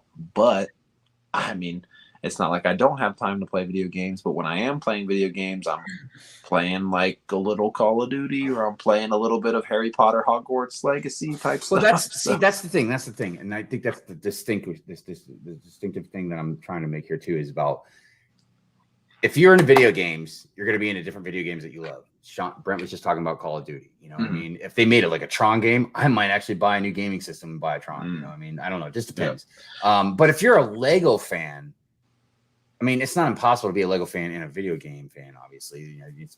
But generally, if you're a Lego fan, you're into Lego. You know what I mean? You're into the physical Lego part. You know what I mean? So right. I don't know. So Jacob Neely's chiming in with some interesting tidbits here. He is saying that it's multiplayer and open world. Guys, listen, I am not in the camp of saying that making a Lego racing game is a bad idea. It's just, will they make it good is the big thing. Coconut Brick Studios chimes in and says, Lego going digital has never appealed to me. Like Hive says, Lego is so cool because of what it is, or what it's fit. Well, oh my God, because what it is, physical brick, and you can pick up and build. So, yeah, I mean, they try to kind of have one foot in the digital world, whether it's like an app that is like a VR game or whether it's video games. Now, granted, I love the OG Star Wars games, and like the Indiana Jones games are kind of cool. But well, let me ask you guys this. This is something I have been thinking about that I kind of maybe would be behind. I just have to think about it more. So let's imagine virtual reality. Okay.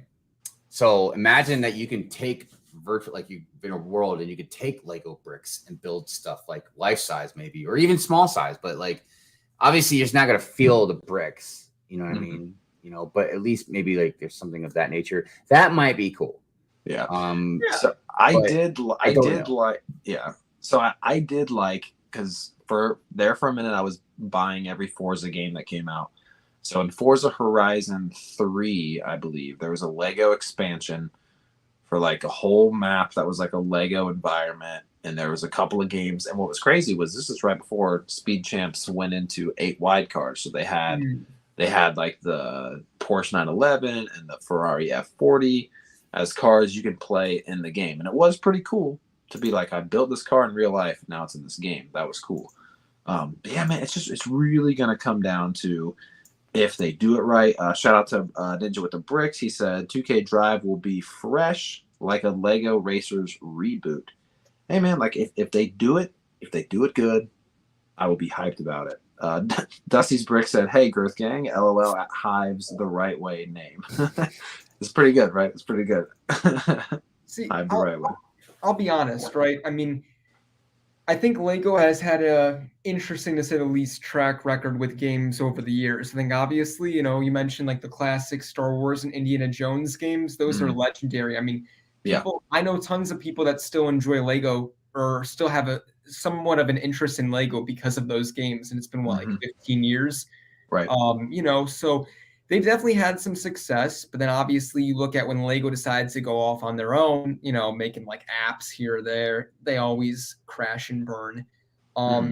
I think Lego does best when they partner with TT Games, but as seen with the last few releases, there's the hype is kind of dying out. So I mean, I don't know. I'm all for them experimenting, but again, like, you know, release something that gets, you know, only the best is good enough. This does not seem like it's the best. You know what I mean? If you're gonna put your foot out there, put your best foot out there. It is interesting that, like, you know, they're instead of partnering with TT Games like they always have, that they're going the 2K route. Maybe it'll be great. Shout out to Ninja with the Bricks again. He said, I am down for it, but but it will definitely be on sale after launch. So yeah, guys, like, if you're interested in this game at all, it's the type of thing that it's not going to sell like hotcakes. And if you do want to play it, it's probably going to be in whatever marketplace on your console for like 30-40% off at some point. But I hope it's cool.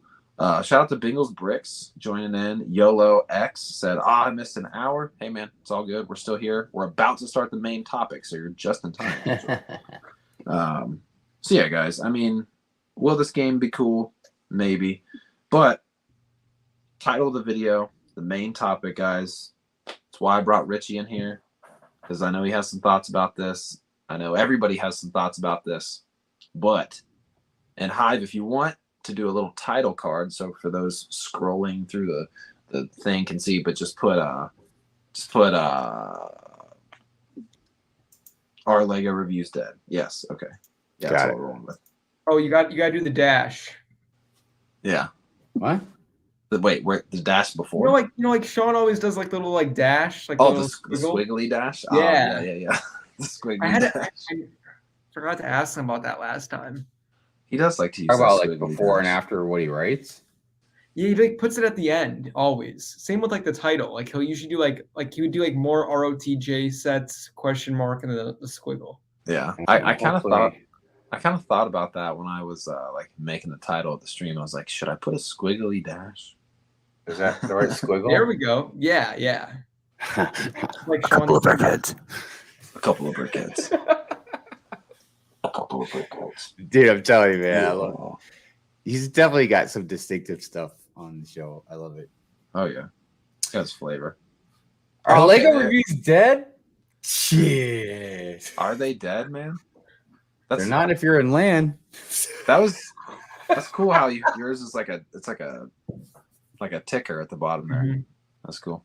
That's because I made it like that. Made it put that Hive flavor on there. Tech God Hive. Anyways, guys. So now, main topic. Are Lego reviews dead? To Hive's interesting point. They're not dead if you're a LAN member. Well, probably because you're getting sets like a month in advance. But I kind of thought about this topic. Obviously, we don't have Sean here, which he could be tuning in at any point. He said he was going to tune in. He's probably getting settled into some kind of hotel right now. He's literally, for those of you just tuning in, Sean is not here because, well, he's fired. I'm kidding. He's traveling across the country to his new home because he's moving. Can I make a disclaimer really quick? Oh, yes, please. I want everybody to understand, like, I don't want anybody to get triggered off of stuff that we say. You know what I mean? Because if you make reviews and let's say you're not getting like a lot of views or something like that, dude, make your reviews, man. Don't take everything that we say to heart. We're just talking. Yeah. We're just talking and observing things. That's all. Oh, yeah. Yeah. If you're, hey, I started my channel out like only doing reviews because it's just before I really knew that much about Lego YouTube. So it was what I watched and it was kind of most of what I cared about. But yeah, and for me, this is not a black and white issue either. There's a lot of different gray areas and complexities to this. Yeah, and I live on both sides of the fence, and you know, we're gonna get into it. So, are Lego reviews dead? Kind of depends on who you are. Kind of depends on what content you really care about. But it is definitely, it's definitely a weird situation. I mean, Rich, you've been in the space a long time. Was LAN a thing like 10 years ago? LAN was, man, I don't even know when I first heard of LAN. I think it probably was sometime around like when Just Too Good and Emendar joined. But Okay. no, yeah, I mean, no, it was never a thing. It was just YouTubers were just buying sets and making simple videos, putting them up on YouTube and getting tens of thousands, hundreds of thousands, millions of views. You could review anything back in the day, it felt like. But now it's different. Now it's, if you're not first, you're literally last. Yeah. And like really, it feels like the only way to really kind of win with reviews is if you're a creator who either is in LAN or a creator big enough where you can justify or have the means or have the ability to get sets early on your own. Yeah, I think also too there still is that clickability to a old retired set, right? Mm-hmm. Because if you want to watch a review of a 2014 set, but it's a video from 2014 and it looks like it was filmed on like a Motorola Razr flip phone, obviously there is some value to like somebody reviewing an old set, you know, nowadays with the technology we have. And this is like kind of a subcategory, but it is, you know, comparison videos. It's like a subcategory of reviews, but it is cool to see, you know, the new versions of sets compared to old sets. So that kind of review, it's like I said, it's a review, but it's more of a comparison. But yeah, but also too, and the whole time I'm thinking about points I want to make too about Lego reviews is if you put a cool spin on it, like say Josh from Josh Built Stuff, and not only do you provide like good points about the set, but you make it fun and you make it funny and it's a little more interesting that way, then I feel like, you know, there's still a spot for that.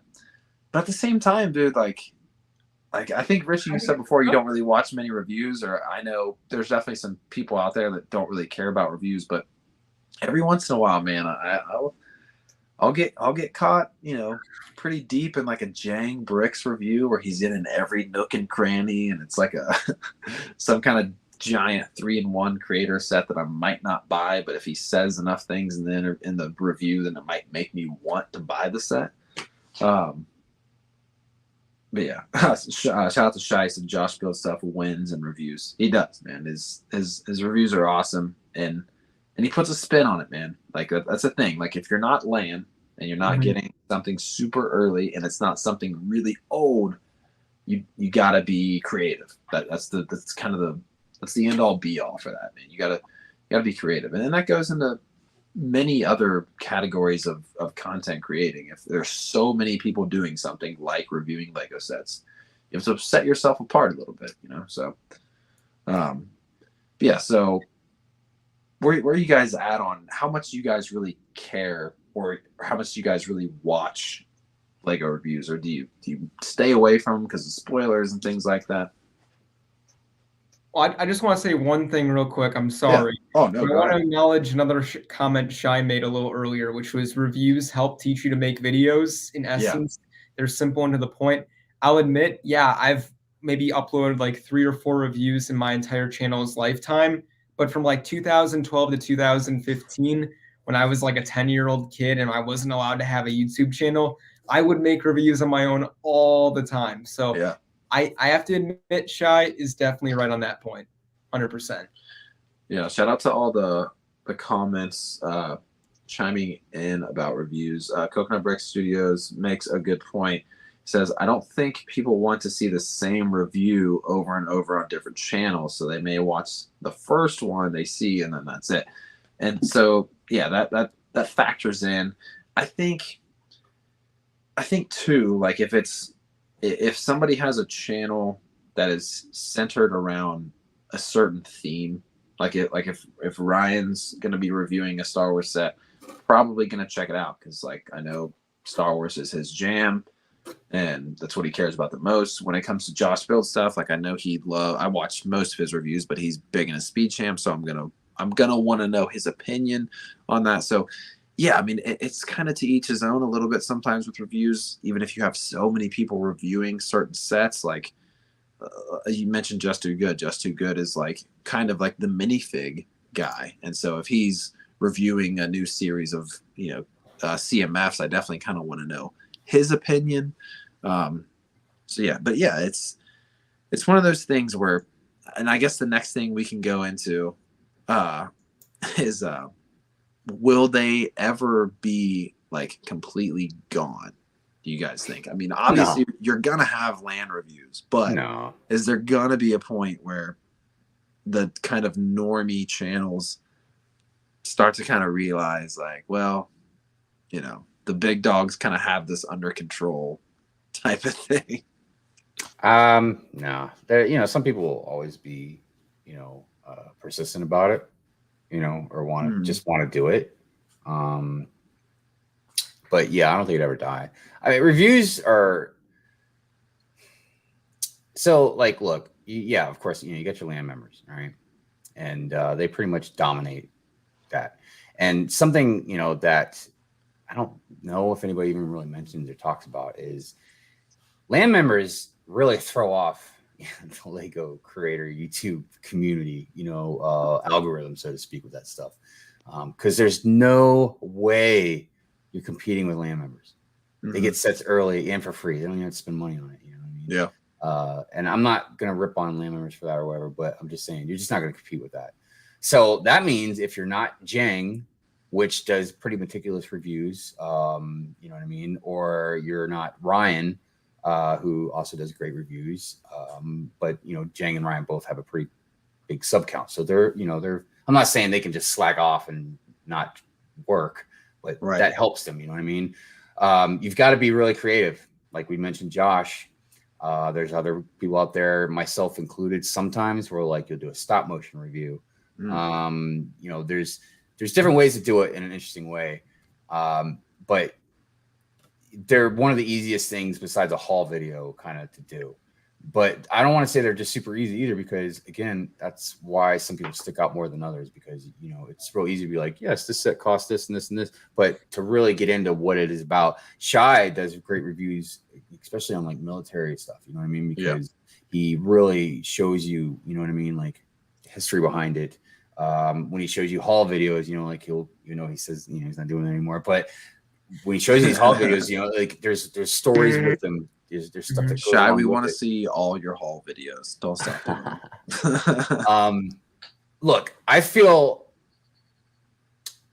watch reviews, especially like Gabriel said about hyping yourself up. If I'm going to get a set before I get it, I like watching reviews. You know what I mean? I watch reviews. I'll watch anytime I want to watch Star Wars review. Obviously, I watch Ryan. He's like the first person I watch, but I don't watch all Ryan's reviews. I don't watch them, because I don't like all the sets. If I don't want to like a set, I'm not gonna watch it. I watch Jang a lot because Jang is very meticulous. So Josh is very interesting. Just everybody's got different flavors. But look, if you don't make the stuff interesting, it's just you're not gonna be able to survive in that kind of water.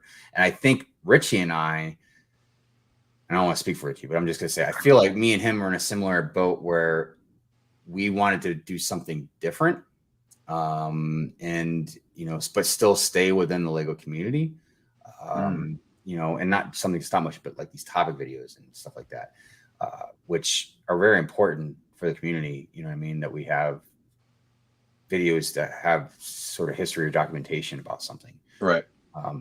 So I don't know. You know what I mean? I think there's a lot of people though that they realize like, whoa, it's hard, dude. There's a lot of us out here, man, and we're all talking about Lego. You're, on Instagram, anything new that comes out, what do you see on Instagram, man?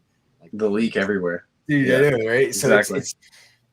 So it's just you got to find your niche, you know, and the more interesting and unique that you do it, the more you'll stand out. You know? Oh yeah. So to bounce off that, Tyler, shout out to Life Bricks, said, I wouldn't trust a land review if they told me 4 + 4 was 8 within it. And I mean, that kind of goes into, I mean, this is the thing, man, especially these sets that are super crazy expensive. Like, and now I'm not saying every land member said that the $500 Hulkbuster was worth the money and it was great. But on the other side of the coin, on some of these more expensive sets, it is kind of like, how do you know if that person really thinks it's worth the money if they still were sent it by the end of the day? And I mean, they can tell you that Lego's opinion, like, even though they got the set, their opinion is the same.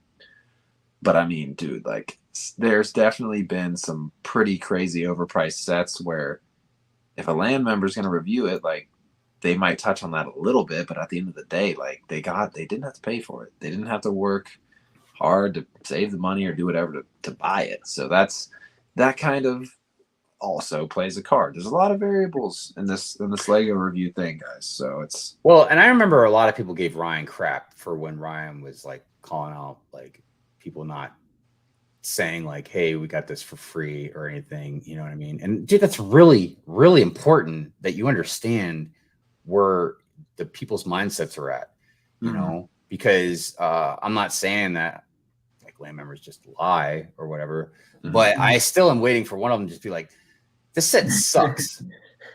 Yeah. And just see, are they gonna get in trouble? Well, they gotta be careful how they arrange their sentences. If they say it like that. This set is really overpriced. Yeah.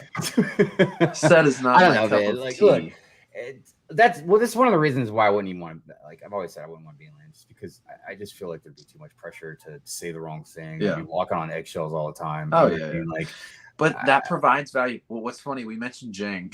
Jang is very adamant. He even puts it in like the top left corner of his videos that he is not sponsored. But there's value there if somebody had to spend their own money to make the review, even if they're writing it off on their taxes and it's a business expense, like you still have to go through spending actual cash to get the thing. So right. And I saw something on Instagram, I can't remember who posted it, man. I wish I could remember, just give them credit, but they basically said something along the lines of like, you know, land members, take all the sets you've gotten for free, add them all up, then subtract that from your bank account. Would you buy the sets? Yeah. Hey, to keep all these sets, would you still pay for them? Right. Yeah. Because that is a review I want to know about. Not, oh, this set's great. Blah, blah, blah. No, would you buy it? Yeah. Then would you buy the next one, knowing that you just bought the last one? Exactly. Then would you buy the next one, and the next? And then you feel the pain of all the multi-$100 sets coming out. And again, just like, you know, Lightbricks was saying, I'm not trying to crap on land members, dude, at all. You know what I mean? I respect that. And if somebody's giving me free sets, hey! All right, we'll put a pin in. We'll put a pin in what we were just talking about. Yeah, Sean, can you hear us? Can we hear you? Check 1 2 1 2. There you are. Hey. Let's go. The man is with us. Calling in live from the family mobile. You guys I'm so glad you got to stop in, man. Let's go. You guys are killing it, dude. This is Thank you. It's so fun to be just listening to it. Thanks, man. Shout out to the ledge Giovanni. What in the world, man? Oh, dude, my gosh, right? Dude, yeah. So you saw that? Yeah. New record, man. Honorary member. Yeah, dude.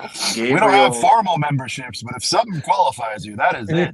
Damn. Yeah, dude. Gabriel is mad for that, dude. $100 for me to buy BTS. It's crazy. And I apologize. I would have been here to back you on the Keaton thing, man. These young guys, you know. I'm just saying, like, I'm noticing a trend here, right? It's whatever you grew up with, I guess, but I don't know. Very few of the newer, you know, iterations have been better than the childhood ones. So maybe there is something to it, but I still feel like Reeve and Keaton are better than any of the other Superman or Batman ever. Yeah, Reeve was another one too. Reeve was fantastic. I mean, and you know that they wanted. I didn't know this. I read a fact about Superman. They wanted to actually put like muscles into the suit And Chris Reeves wouldn't have it, and he went out and worked out more. Yeah, and beefed up as much as he could because he didn't want it to be like fake like that. Dude, Batman forever had nipples, man. I mean, I was saying earlier, man. Bale and all them other ones, Affleck, dude, they're awesome. You know, I mean, don't get me wrong. But the reason also why Keaton was so like when Sean would probably remember this, like when the movie came out, like everybody was ripping on Keaton, dude. Like nobody thought he was going to be a good. Well, he's a comedian, right? He's only done like funny movies. Yeah, and he wasn't popular. Like, I mean, he wasn't a big star, nothing like that. He wasn't hot. Like, I don't remember girls being like, he's fine or whatever. Yeah. It was such an odd choice, but like, yeah, he killed it, man. And then when we saw the Batmobile for like the first time, like that cool Batmobile, still the best Batmobile. Everybody's gonna say it's not, but it is. I mean, look, Ivan and I apologize. All right, we came up when all the first versions of stuff was out, and it was the best. You know, because look, I'll give you another one. Ghostbusters. You see what they did with that? That's what they're doing with the rest of me and Hive stuff. Pretty soon they're gonna make Back to the Future, and it's gonna suck. Oh God. They're going to make Back to the Past. Yeah, they'll be like Back to the Past, and then they'll try to put like a Tesla on there or something. It's like, come on, they take a Tesla back to the 60s. Yeah, they take it back. Go meet your cousin DeLorean. Yeah, it's just going to be stupid. And I don't know if I liked it as much as the first, but I definitely like Batman Returns too, especially Catwoman.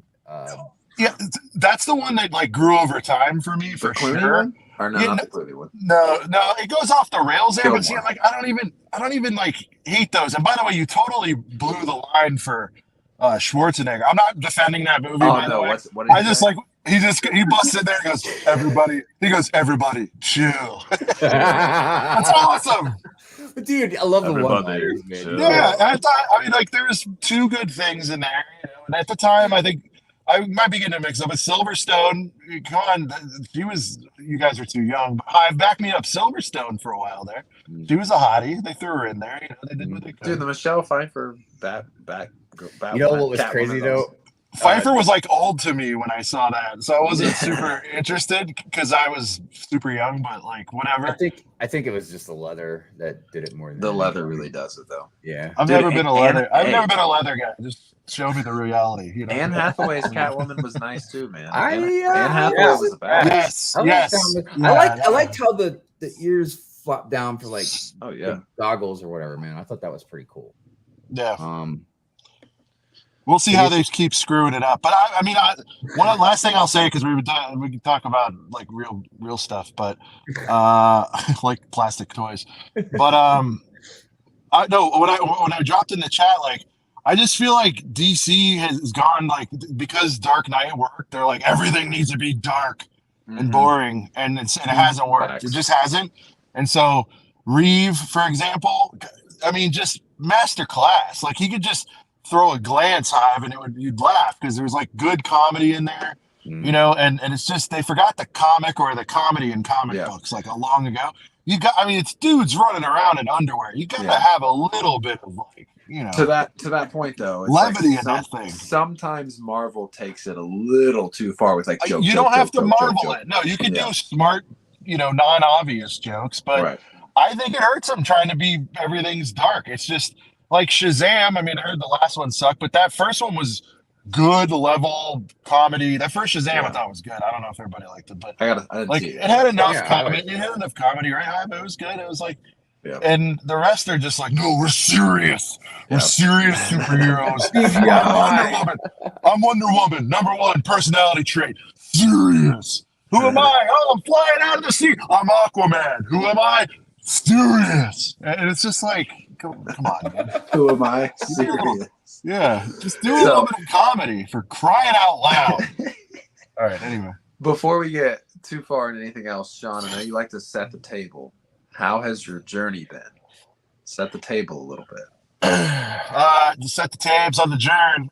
So we on the journey. Yeah, so this morning on the way out of town, I had to sell my truck because I didn't want to drive two vehicles across, and I've been supposed to have been doing it for like weeks, and fortunately I did pre-paperwork, so like that went pretty smooth. It was like 45 minutes in and out. Got on the road, kids going nuts, got real bad real quick. And then we were just about out of California, and we hit this stop for like an hour and a half. It was like 5 miles. That's why I was gonna try to surprise you guys and make it for the start. Oh, But yeah. we just got hour and a half to go 5 miles. I'm not exaggerating in any form or fashion. It was just this big. We're on the I-10, if anybody knows that, and it was just like in the desert practically, and it was pretty hairy. I'm like, I want to get somewhere before it's dark. Yeah. But other than that, though, like smooth. We got out, the stuff shipped. I heard about the concern for the collection, Brent. I appreciate it. Oh, Look, yeah. man, I got a lot of sealed stuff. I'm sure some of it'll get dinged up, but that's just gonna motivate me to like open some of it. But some of them I'm not motivated to open because I do have some investment stuff. So Right. whatever. I'll sell it for 20% off, and they just don't get a crisp box. Well, You Richie know, mentioned he hopes your Disney train station and train stays intact. Well, Thank you. Yeah, I did the best I could, man, with the lazy way. I've done it. Sean the lazy guy. Sean the lazy way. I took the cars and I took each train. I took each train car and I burrito wrapped each one individually with. There you go. Yeah, I mean, I put the Disney. Put it this way: when I was done wrapping the Disney train set, it was in a box as big as the retail box, but for moving. That's the one I took really good. Oh, that and the bugle, man, but I know that's going to be a mess. The Bug. I did the each floor thing, and then Like shout Shy out. told you. Yeah, and shout out to Green Goblin for just like there's no way that window survives, but we'll see what happens, you know. Oh yeah. So, but no, man, I'm good. I want to try to like find some sets across America if I have time, but we'll see. Here we go. Yeah. So It's always we're nice to do if you can.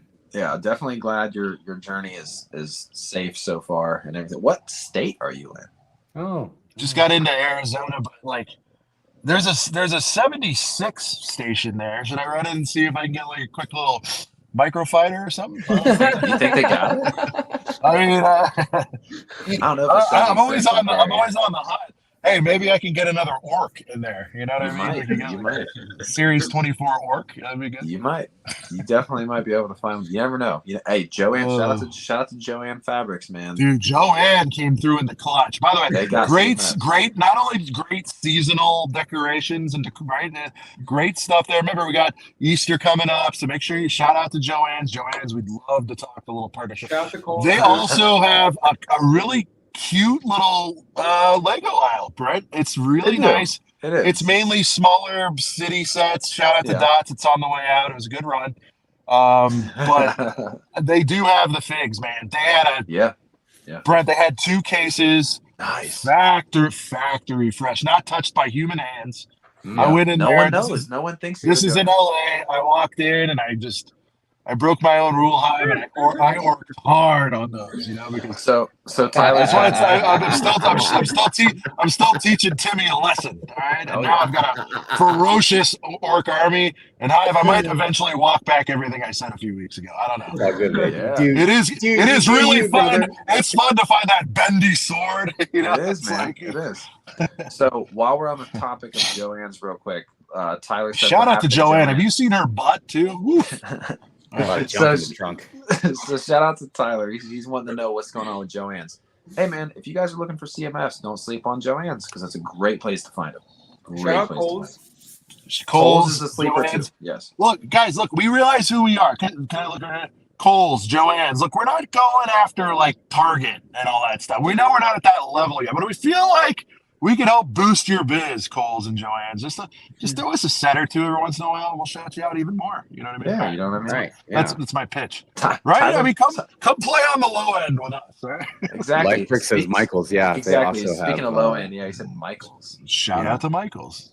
Shout out to Michael's. Yep.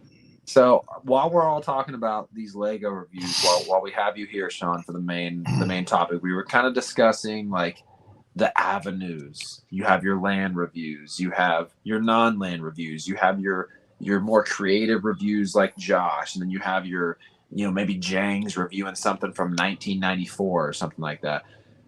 So kind of going on the avenue of like, are they dying? Are they dead? It's like they could be fizzling out, but there's always going to be a certain category of reviews going on out there. Sean, what's your stance on are you still watching a lot of reviews? Do you like to, before you build or before you buy a big girthy boy, do you like to hit up the review to really solidify your decision? What's your take here while we got you? Man, he did a really good meet on that one. I don't know if you guys noticed. Just really setting the table. I love I'm that. channeling my Sean. So no, you're doing great. The intro was tight. Shout out to you for holding. Everybody, big up Brent for hosting the show. It's great. Hey, no, I really felt like a guest. I'm sorry, but I don't want to break out. I don't want to break up. No, I really don't. Like, wow, I'm being interviewed. This is interesting. Geez. All right. So, yeah, I mean, I guess this. In order, if I want to get surgical, like really take a peek around there, you already know I'm good. Jang, I'll watch most of his stuff. And then Josh, by far, he makes the best reviews on, even better than Jang, just only because they're tighter and there's some comedy in there. So I think I'll watch Josh review any set, whether interested or not. Jang I'll only go watch if I'm interested in it. And then, if something pops, now here's what gets interesting. Sometimes I'm hot on a set, and I think we talked about this. Well, it's like an older set and it's retired, and I'm like, I need previous footage on this. And you search the set number, I'll watch a bunch of old random reviews or people who probably aren't even in the game anymore. But like those are the ones I seek out the most. I would say if they're not on my timeline, I don't know if I ever like search of a current set, or on my subscriptions tab or whatever. I don't know if I'd ever search I need more. I need to see more about this. Either Ryan covered it on Star Wars side or whatever. I know it's a jumbled answer, but I think what we want to get to is why do we think as a medium it's failing? It's just how the world's working. I mean, just in general, you can get a lot done on a short, and for some people that's enough. I don't know if people are going to sit there and watch a Jang, surgery on a set like they used to. And so is the sweet spot 10 minutes? Maybe, but that's even too long for some people. That's why I think I like doing what we're doing, honestly, because I feel like live is like almost the final frontier because it doesn't get any cooler than live. But I just feel like if it's 10 minutes long, they're going to scroll, and they're like, for me with Jang does a marathon, I'm kind of interested. I just go to the end, he goes, it was all right. I'm like, he said it was just all right, Yeah. But, I don't know. So in short, yes, they're definitely on the decline. From some of our creator friends, I know they're a big bear, a heavy lift to put these together. They're a lot of work. And if the views aren't coming, they're not going to do it. And I do think shorts and the emergence of that has definitely hurt it too. And Instagram big time, obviously, just from getting the images. Like for us, I mean, looking at a Falcon post could be enough, if he's got all the images. I don't need to sit there and watch a 10-minute video. All right, I'll pause there. I'm talking too much. No, it's your show, man. No, I want to be guest. I can't play me tonight. I think what's start interrupting people. All right. Okay, I can do it. I think for all of us here in this panel, right, and for many of the people watching that create content, I think we've kind of come to a place where like the community is kind of like going post review, right? Reviews will always be there, but look at all of us. I mean, Brent, you and Sean, and obviously Max and Nicole, you guys have this amazing live show every Thursday night. Hive, what you're doing with Good Morning Brick World. I mean, that's like the production that goes into that. I know you guys are planning that throughout the week. Life Bricks in the chat. I mean, Tyler, he's reviewed maybe like 3 sets this year. I think he's like number 3 Lego Star Wars YouTuber right now, at least in terms of like commentary. Firebird is killing it. Shy. I mean, when you look around, look at one of the biggest Lego YouTubers, TD Bricks. I know he gets a lot of hate because it's like Mr. Beast inspired with the editing, but still, that helps all of us, okay? Like, he got 1 million subscribers without reviewing Lego sets. That's huge. You know what I mean? Like, again, like, Lego reviews will always be there. I do have to check out this Josh guy, and I will check him out. I'm glad. Whoa. Did you just refer to Josh, Renee, build stuff as this Josh guy? Well, I haven't heard. That's his. No hate. I haven't heard. His middle name is not Renee. I threw that in there. My point is, okay. With respect. With respect, I'm disappointed. I'm a little disappointed in you, Richard. I've never been disappointed. Look, the thing about Josh is he's very unique. But he's awesome. But the great thing about Josh, and honestly, this can take you a long way with a lot of stuff, man. Is his comedy, his humor. His humor is really so. But his humor is so dry. Yeah, that it's freaking hilarious. It almost dude. goes past. He does. Yeah, he does some of both. I mean, he throws some obvious comedy too. Right. But Hive's right. Where he shines though is where you got to pause for a second, because like he'll do the thing like he'll be like, I don't know, maybe I'll go to the mountain, do a little skiing or something like that, you know, and tie together Mountain Dew. Like he does. Right. Like he does like wordplay in there and stuff. Well, he's but for him, a lot of times, obviously, I assume like the review itself is still high quality, but like more than half the reason why you're there is for Josh, right? Not specifically the. He's technically. I mean, Hive, you guys, he's technically good. He still does the spinning butthole shots and everything you're really looking for. But he also like one time he gets into theme. He'll wear the hat, you know, like he'll wear an outfit, or he'll have. You know, he'll climb a tree. What was your review of the tree? Was it the butthole tiger? Jane knows. Jane Goodall. Jane Goodall. He climbs a tree. So I call him high effort because he puts a lot into his reviews. I mean, conceptually and technically, I think, but mainly conceptually, and it's Hive touched on absolutely. The writing, man, is phenomenal. And I haven't. Maybe Shy knows. I don't know if he's like fully scripted or off the riff, because he's funny enough to go off the rip too. It's for sure. It's hard to tell. My favorite thing with his most recent review, another cool thing about his last couple reviews is instead of reviewing like one helmet, he'll review like the 3 helmets that came out together. And he kept referring them. He's like, this set's pretty good. I give it a 9 out of 9. And he kept saying every set was a 9 out of 9. And like, it's just like little stuff like that. Like, you hear it once and you hear it again, and then you laugh about it after you hear it. Like so, Josh is a rare exception to almost like where that's what he's like loved for. You know what I mean? It's like his reviews. And that's not often. Like a lot of people can do like Ryan can do reviews and they do very well. Jang, same thing. You know what I mean? But like Josh, like again. They watch reviews. It's almost like people watch Josh's reviews, not even for the reviews, just to watch Josh review the reviews. You know what I mean? Like, so that's what's so interesting about him. And like there might be a couple others out there like that, but I can't think of any. Here's another Josh's approach. Here's another thing about Josh's stuff too is, you know, he buys his own sets, and as far as I know, and so he's always reviewing things presumably he likes, which is always a positive too. You don't have to see him like fake his way through a friend's set that he doesn't care about, for example. You know, not that there's anything wrong with that. Shout out to our friends that get those deals and all that. But I'm just saying, like you know, he builds what he bought, right? And so, and that's the other thing is he doesn't really care if it's trending or anything necessarily. He'll break out whatever it is. But fortunately for him, like he has.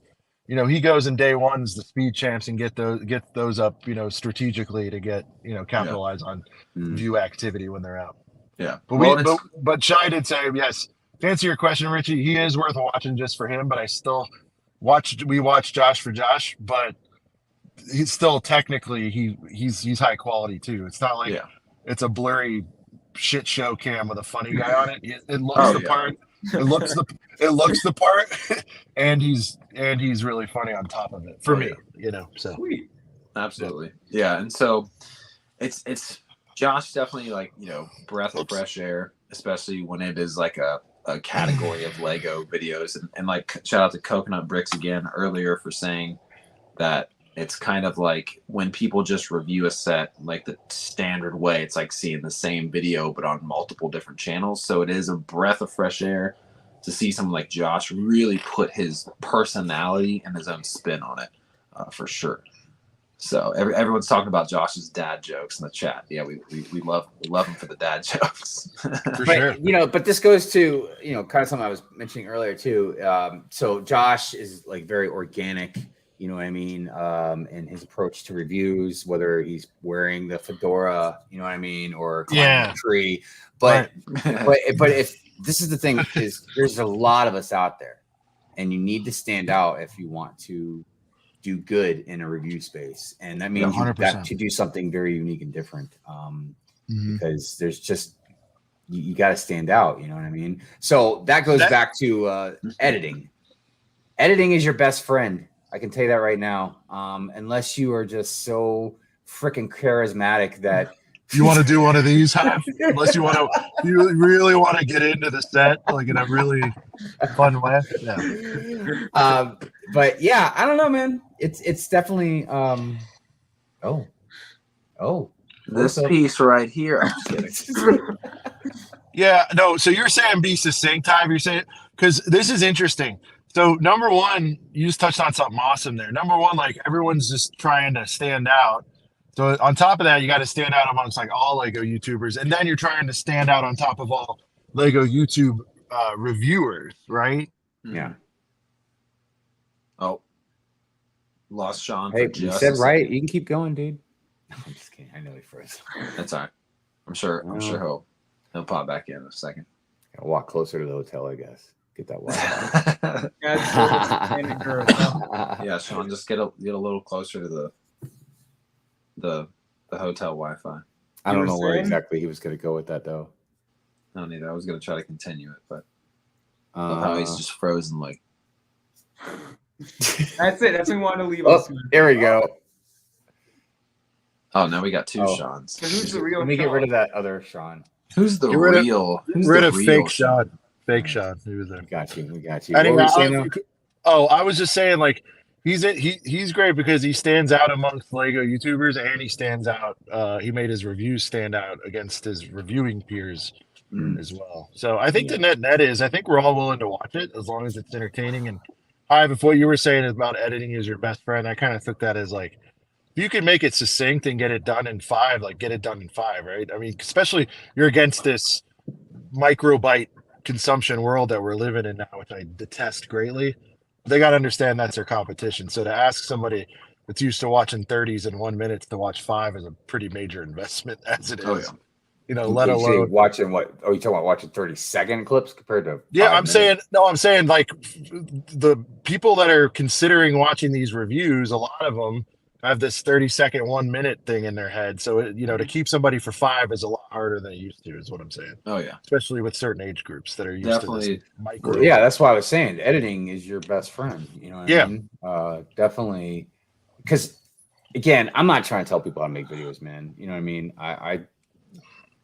There are people way better than me doing it, but I'm just saying, like, if you know what you like, but I'm saying it because production can always get better. It doesn't matter who you are, but like if you're just gonna like not edit anything, it's putting you in a worse spot. You know what I mean? Right. Because you again, if there's nothing particularly niche that you're doing, you at least got to really get good in the editing, keep people's attention, stuff like that. And they say Star Wars. Oh yeah, there's a lot of the editing bay. So. Yeah, well, I mean, dude, there's a lot of boring people who are just awesome with their, with their gear and their editing. Oh yeah, that make it. So, for those of you that maybe don't have a crazy personality, get good at the other stuff. Look, reviews are only one aspect of like us Lego creating YouTubers. You know what I mean? Like, there are other avenues you can go, even if you don't have a lot of space. Thank God. Make a city.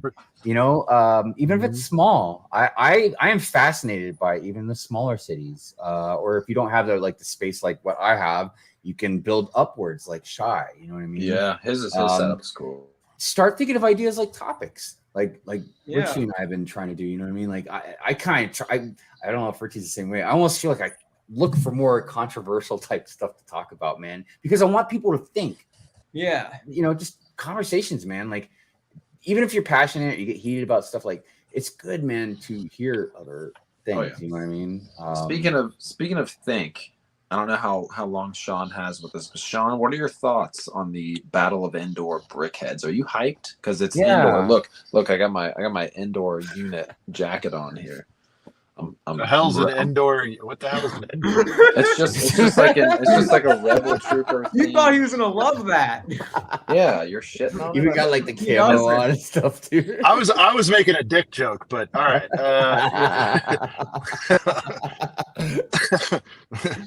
I imagine you'll be probably getting this Brickhead, right?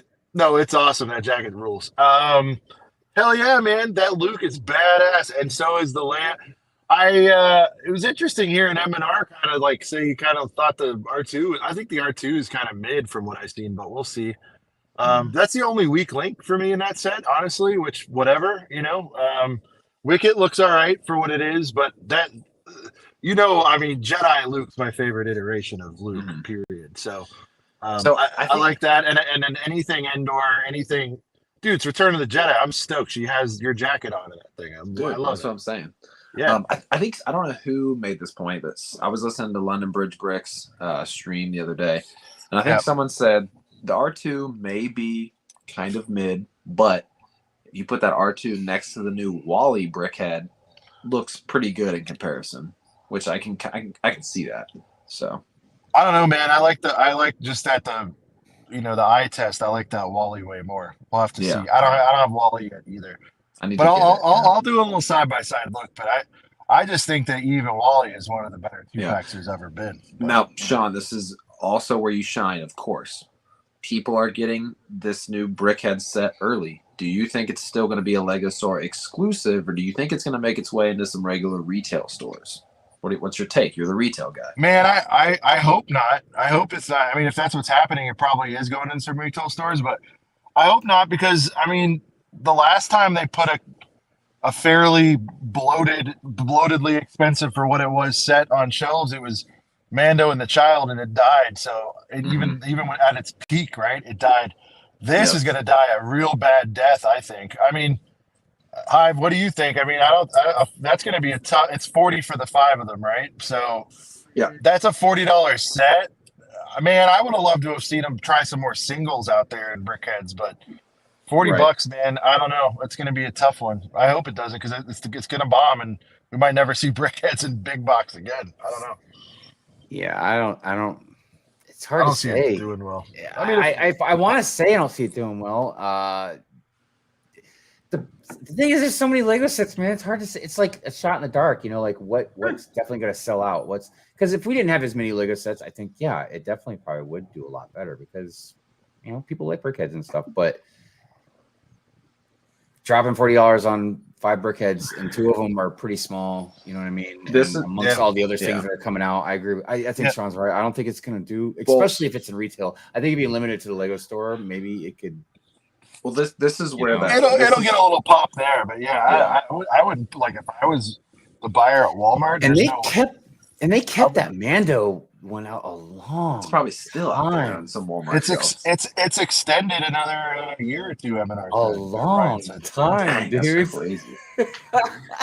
They're like, let it rip. We're never updating Grogu ever in any form or fashion. Ever. Minifig? Nope. Buildable? No. How has the Disney one been doing? Does anybody know if, like, in general? Didn't they have just released the Disney 5-pack? The 4-pack? Yeah, 4-pack. Yeah, I mean, I got it. That doesn't mean anything. But yeah, I'm wondering like a public at large. I know that one's Lego Store exclusive, so at least they didn't try to overextend. See, I think the problem they don't do many Brickheads anyway, But again, that wouldn't be the one to put out either. You know what I would love to know, and obviously we're not going to know these numbers, is if they did, instead of Return of the Jedi, if they did a Clone Wars like battle, or Brickheads. Well, we all know where Sean stands on that. It won't sell. Not Sidious. Light Bricks has really made me think about that even more than normal. Even though it won't sell though, it has nothing to do with it.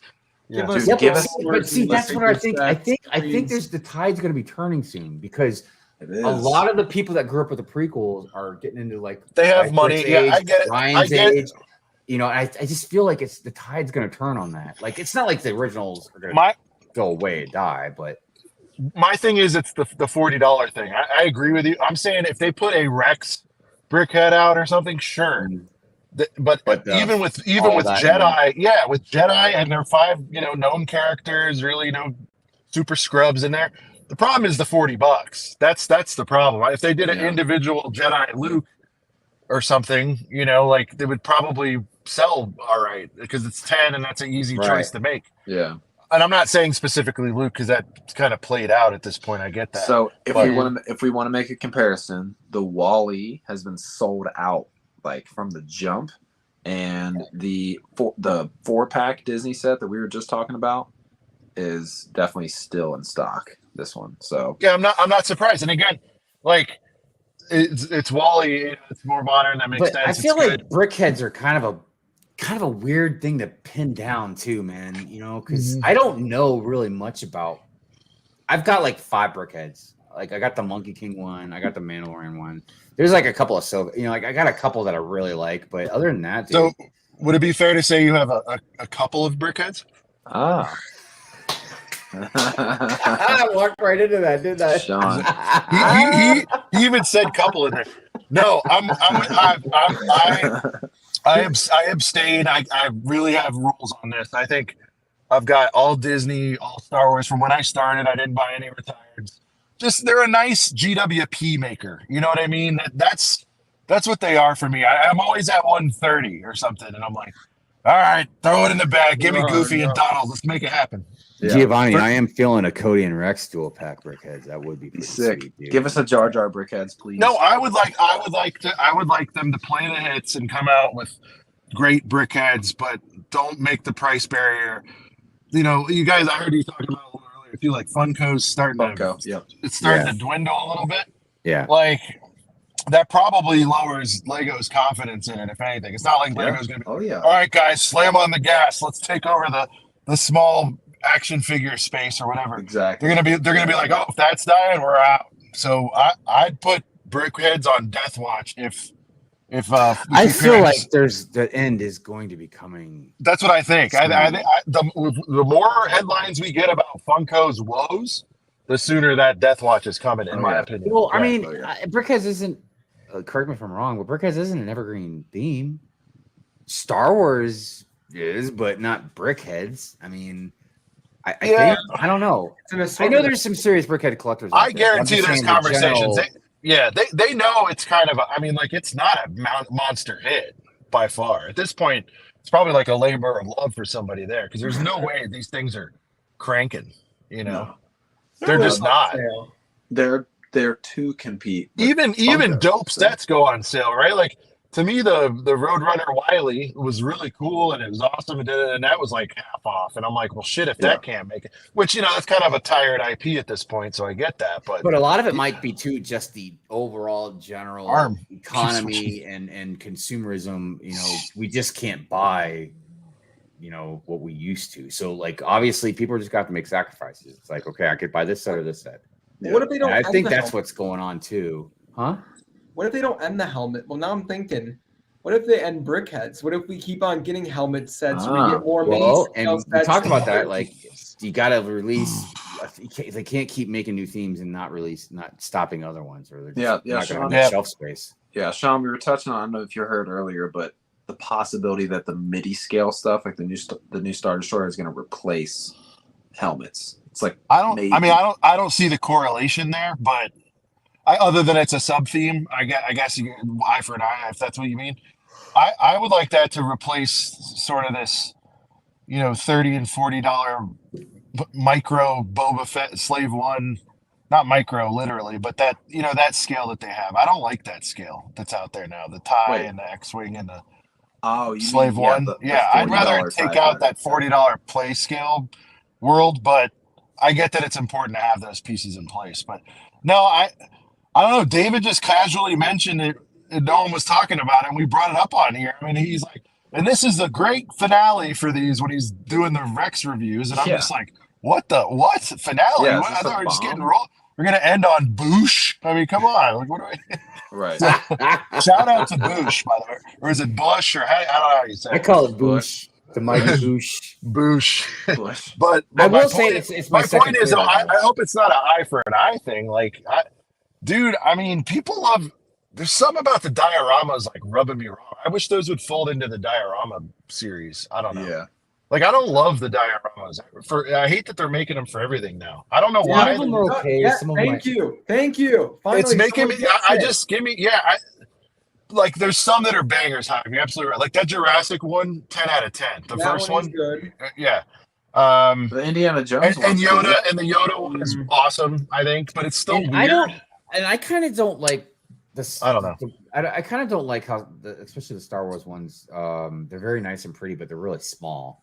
I feel like if you're gonna make a display piece, you don't have to make it insanely huge, but just make it bigger. You know. Yeah, I like how the trench run gets like a soda, and then Indiana Jones gets a fucking soda, hot dog, nachos, like season tickets.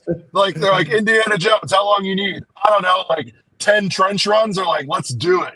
What the hell? Trench runs. I mean, I get the trench run would be boring if it was like the same thing over and over, but you get what I'm saying. Like, can we get some girthier Star Wars dioramas, for crying out loud? Amanda brings up a good comment.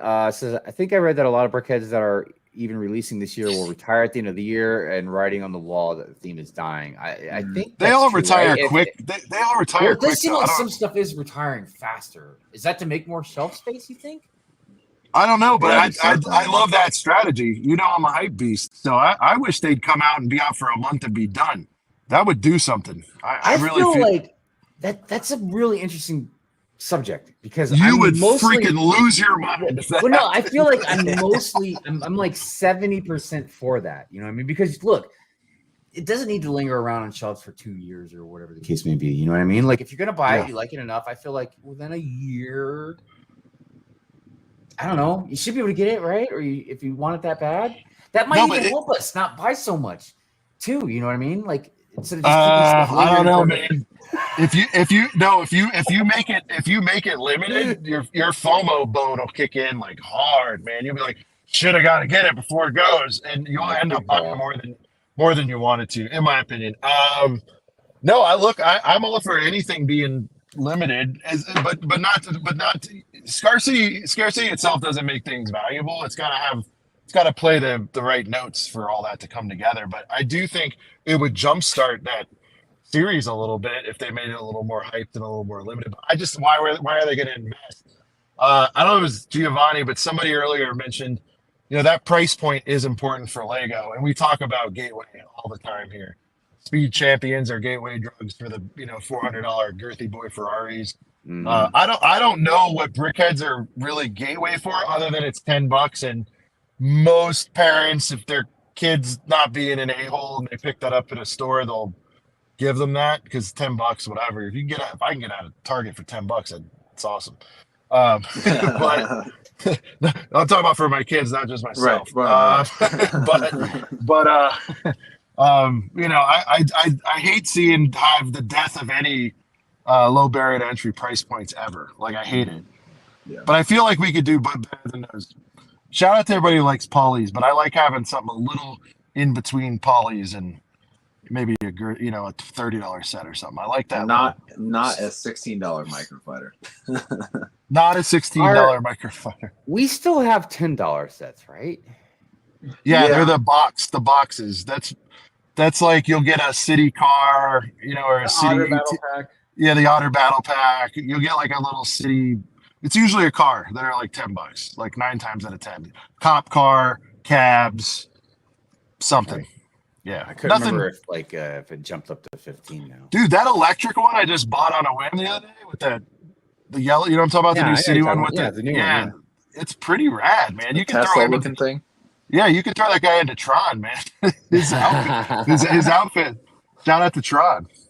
Heck yeah, man. I heard you and TJ are fans, man. If anything pops up, we got to do an emergency pod on that. So, dude, yeah, Tyler's coming through from his second account. Shout out to Tyler coming in from Extra Life Bricks account. Said he has a question. Mechs over polys. Wow. Yeah, let's hear it on this. Yeah, I think so, and not because I like mechs. I just think if the point of these is gateway drug, bring new kids, bring new meat to the table.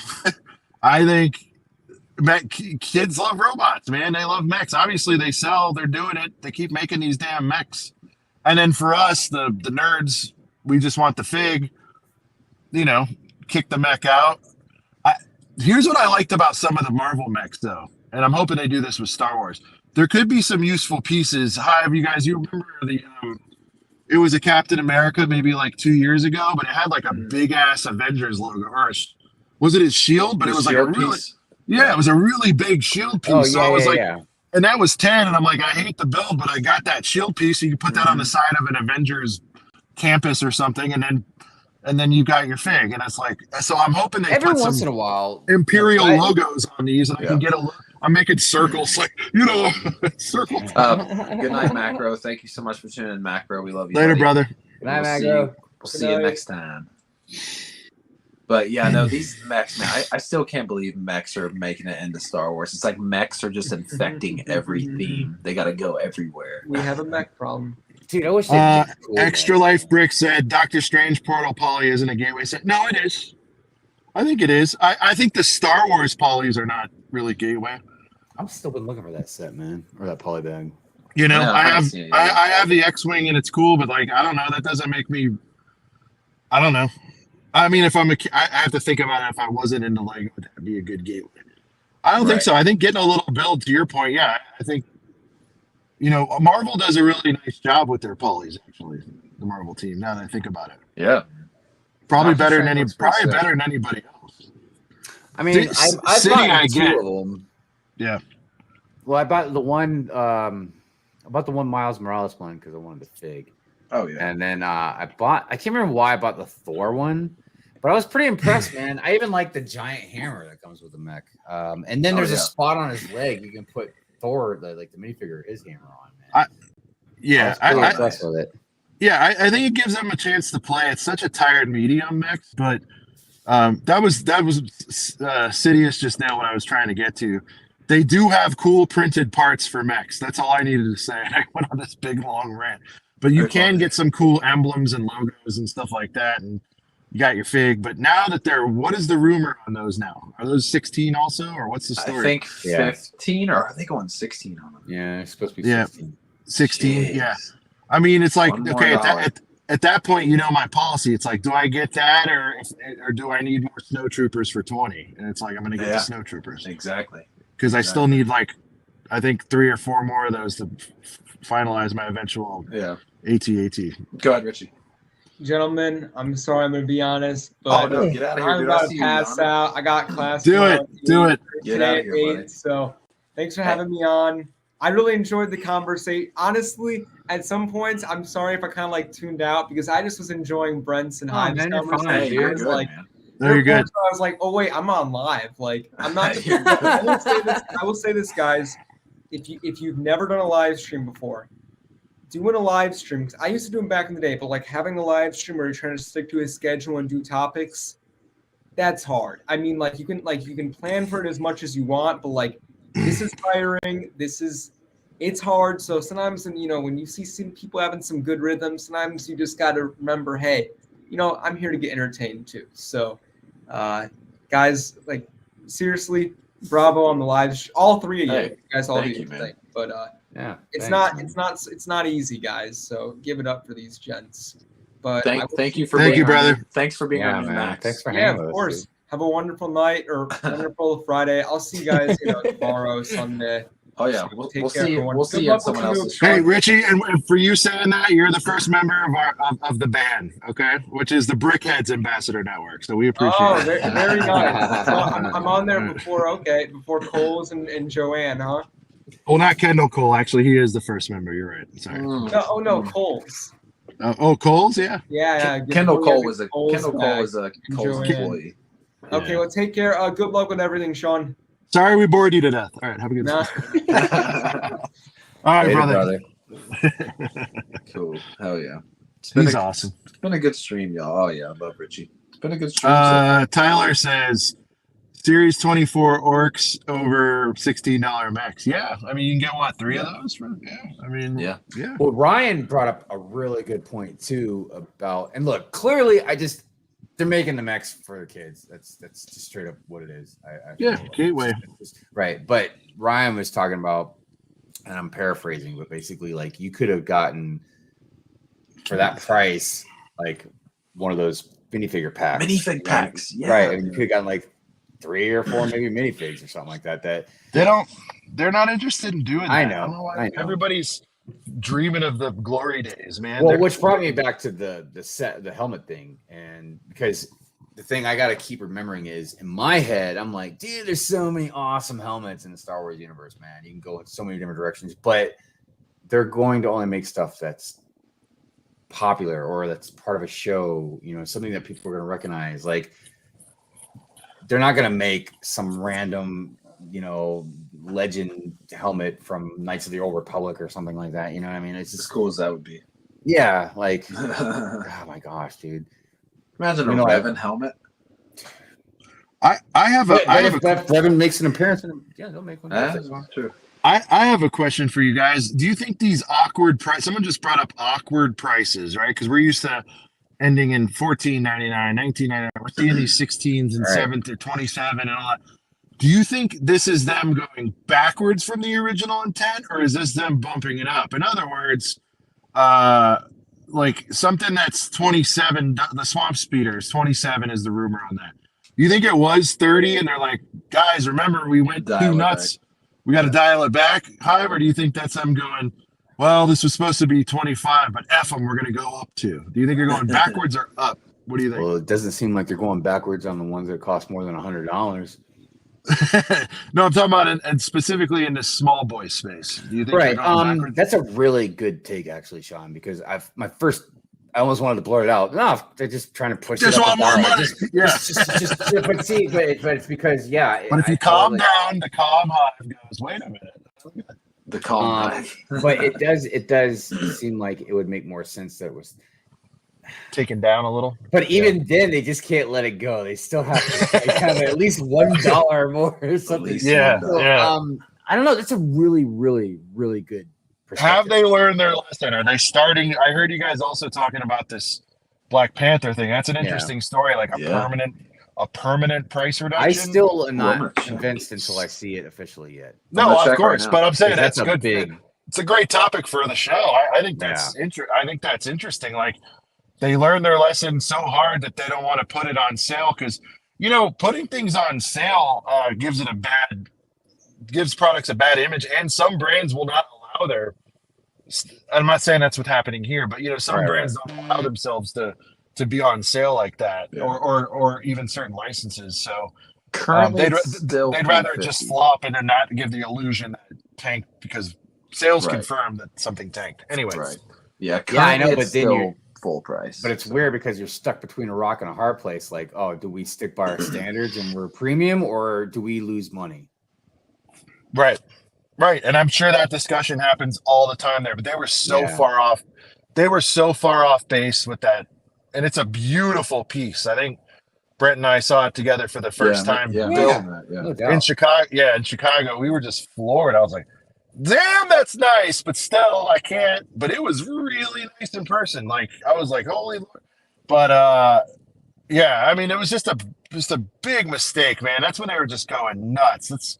What was that? They went like Titanic into the Hogwarts, into the Hulkbuster, and then like the cherry on top was whatever it was, 250 for the foosball. It's just like, you guys have officially lost your minds. Well, yeah, when you could buy an actual foosball table cheaper than the Lego foosball table, like what are you? Like, I didn't have a problem with that so much because I mean, that's I do because, dude, I'm like, what is Lego thinking? How they've done that before a lot, though, right? The typewriter, you probably get a typewriter cheaper than that. But a typewriter, I felt like was more of a display piece. You're not gonna sit there and write a book on that typewriter. The foosball, they make it so it looks like they want you to play it. You know what I mean? You're right. Right. But it's just, I'm like, Lego is so far removed, man, like from themselves. They think their shit doesn't stink so badly, like it's just potpourri. That they're I just don't get it, dude. I don't get it. I think we're starting to see some walkbacks this year. Well, I know, but again, this is one of the things that happened to them back in whatever it was, 98, 99. You know what I mean? Like, they just started spreading themselves so thin and they're hemorrhaging so much money because they're trying so many things instead of really honing in and keeping on what they're the best at. Like these sets, man. How people go keep up with it? Like, the reason I asked about the $10 set is because I'm wondering what year is it going to happen when there's no longer any Legos that you can get for $100? You know? Yep. I mean, I don't know. unless it's a minifigure.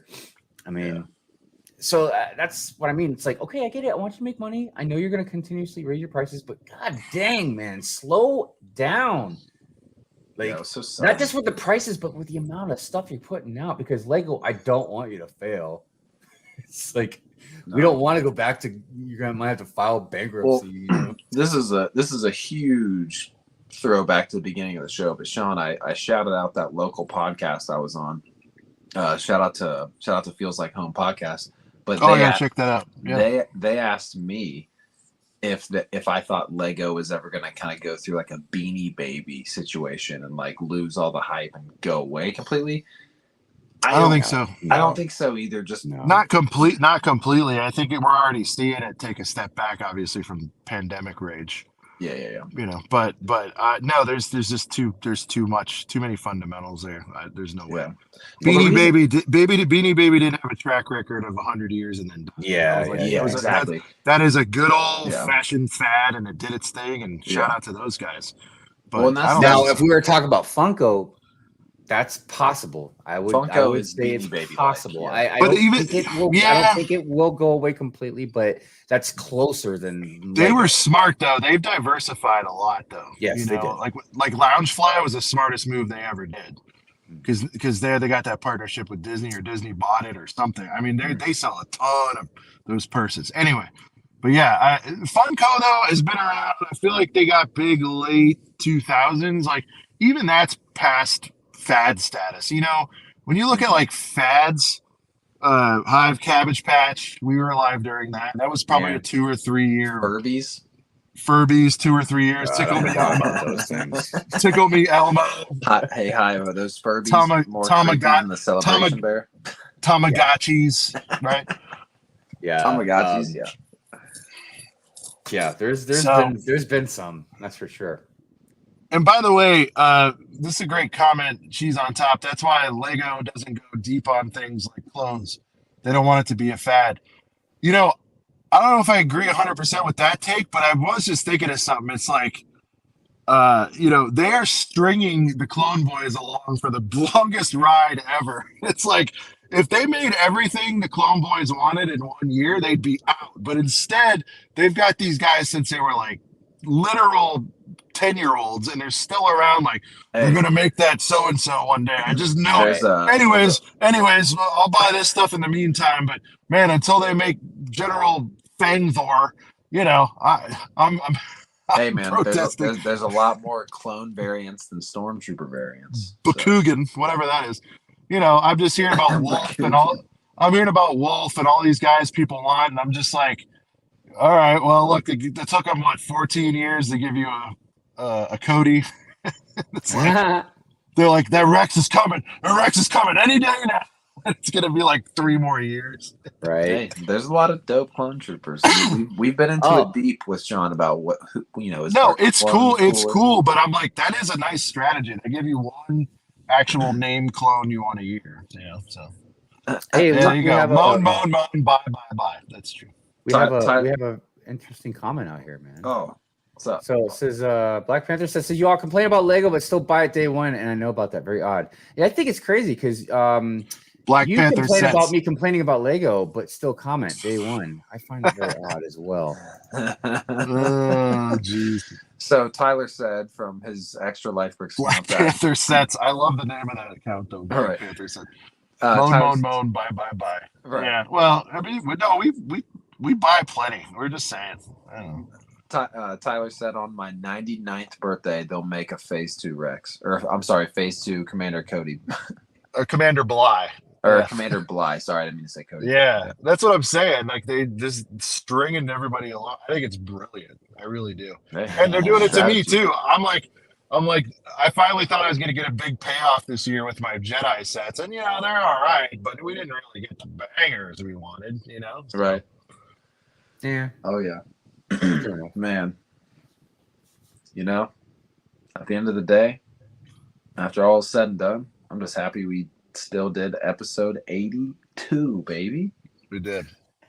It's been a good ride. I was happy to see I guess Sean getting here. What a stiff transition out. All right, let's. Oh no, I'm not trying to say. I'm not trying to say we're out. So I'm definitely gonna have to jet soon, but I will say. So what was the answer? I guess our Lego review's dead. Of the main topic. No, they're not dead. If they're done correctly, whatever that is to you, right? Correctly could be surgical. We talked about that. Shout out to Jang. It could be comedy based, but still very good, I think. Shout out to Josh. It could be in short form. There's a lot of great stuff out there in short form. Not my bag, but I recognize talent. I recognize trends and people like it. So yeah, I think they're there. They're just going to evolve and change a little bit. I think the days of the single cam shot of the guy holding up the set and all that. Yeah, you gotta do better than that nowadays. Man. Yeah, she gone. You know, you gotta throw. Unless you are a funny mother effer. Yeah, you know, with a potato cam. You know, but if they beast it up a little bit and have a zip bong bing going on, like maybe it'll work. You know, and like I can put words on the screens. And look, you know, and this is really important with anything you do as far as making content. If you have a good, engaging personality, especially if you got some humor and stuff, dude, you can make just about anything. People watch it. Most of the stuff that we all watch, whether us watching otherwise there, you guys watching us, it's about personality for the most part, man. You get to know that creator, man. You get to like whatever it is aspects that they present, you know. So, right. No, 100%. And it's like, I'll relate that to like sports too. Like UFC back in the day when they didn't have a fight, you know, fights every weekend or every month like they do now. And I'm not saying they don't do this now, but back then, man, the personality profiles, you know, like the 24/7s, those hype videos, like for 12 weeks, you'd get like an hour documentary on it, and they would build like whole seasons of The Ultimate Fighter around a match. My point is like, yeah, anything where you put a little personality behind it amplifies things so much. And because otherwise it's just two dudes fighting, or otherwise it's just a dude reviewing a Lego set.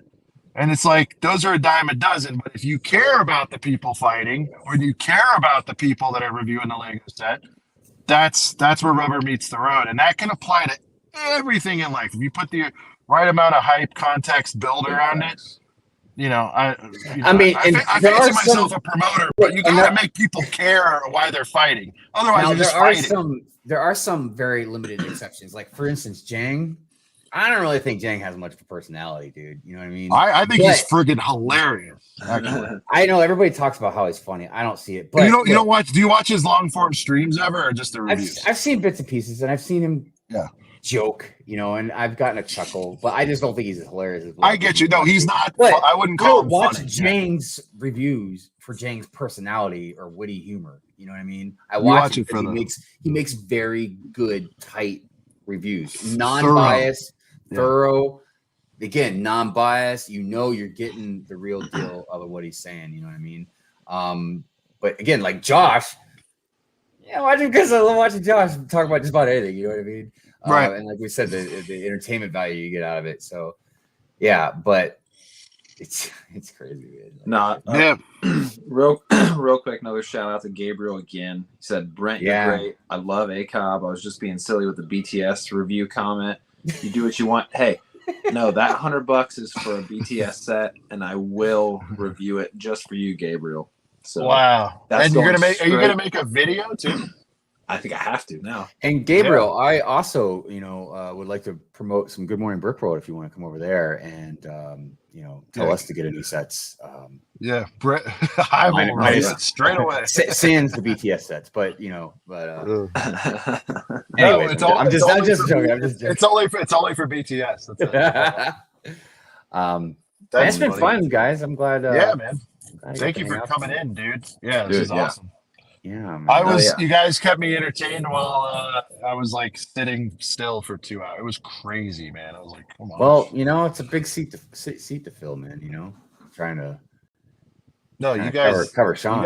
You guys rocked it. I was Brent. No, dude, stop it. Brent was doing the intro, and I know he was like, I gotta do this right, or Sean will be pissed. I knew, and he knocked it. So I'm sorry that you feel that pressure, and it is important to me that we get that right. You're right, but I thought you killed it, dude. I was like, yes. And Ashley's like, what are you doing? Because I threw a one AirPod in while I'm like just screaming chaos. And I'm like, yes, that's awesome. She goes, what? Is the road cleared up? I'm like, no, they're doing the intro. It sounds cool, So, Gabriel, thank you so much. I appreciate that. I was just being a jackass, but I appreciate the sub. Thank you. Nah, all right, brother. Yeah. Well, Sean, are we closing out here? Hive's got the outro music ready. Oh yeah. I've already gotten 32. Where are you? Text. I thought you weren't doing the show tonight, so yeah, I should probably roll. We'll call her a little short. Go ahead. The outro music is the same as the intro music, isn't it? Same as the intro. I was like, because I only see the theme song. I didn't see. By the way, I don't think I put Girth Gang on there, but I loved that. Whatever that song you did play was, I think that should definitely be something. Maybe it's when I'm like, let me set the table, Brent. We play that music. That's the sultry elevator music. I was because I'm like, I don't see it. Wait, can you play that again? What was that music? Play that music, and then we'll play the Ducks. Play the Ducks. Yeah. All right, let me set the table. Here's what we got. All right, kids are in bed. I got a candle lit. You know what I mean? Got a couple of Coors Lights. I'm in my boxers. Everyone's fast asleep. The AC's turned down. The AC is cranked all the way to the bottom, just the way I like it. Icy cold. You know what I mean? I crack open bag one, and I build that sumbitch up. Yeah. All right, that works. Hey, real quick before we hit the outro. Oh my God! Devin has donated an awkward price point at $27.99. Well, that's Canadian. And as Macro says in U.S. dollars, that's probably what does he always say? He's like, that's like 30 cents. No, but that's still like $20, man. Thank you so much. Holy cow! Yeah, that's Thank awesome. you, dude. So we got BTS bucks and something. ID Snipe approves of the new music. No, I think we could definitely use that.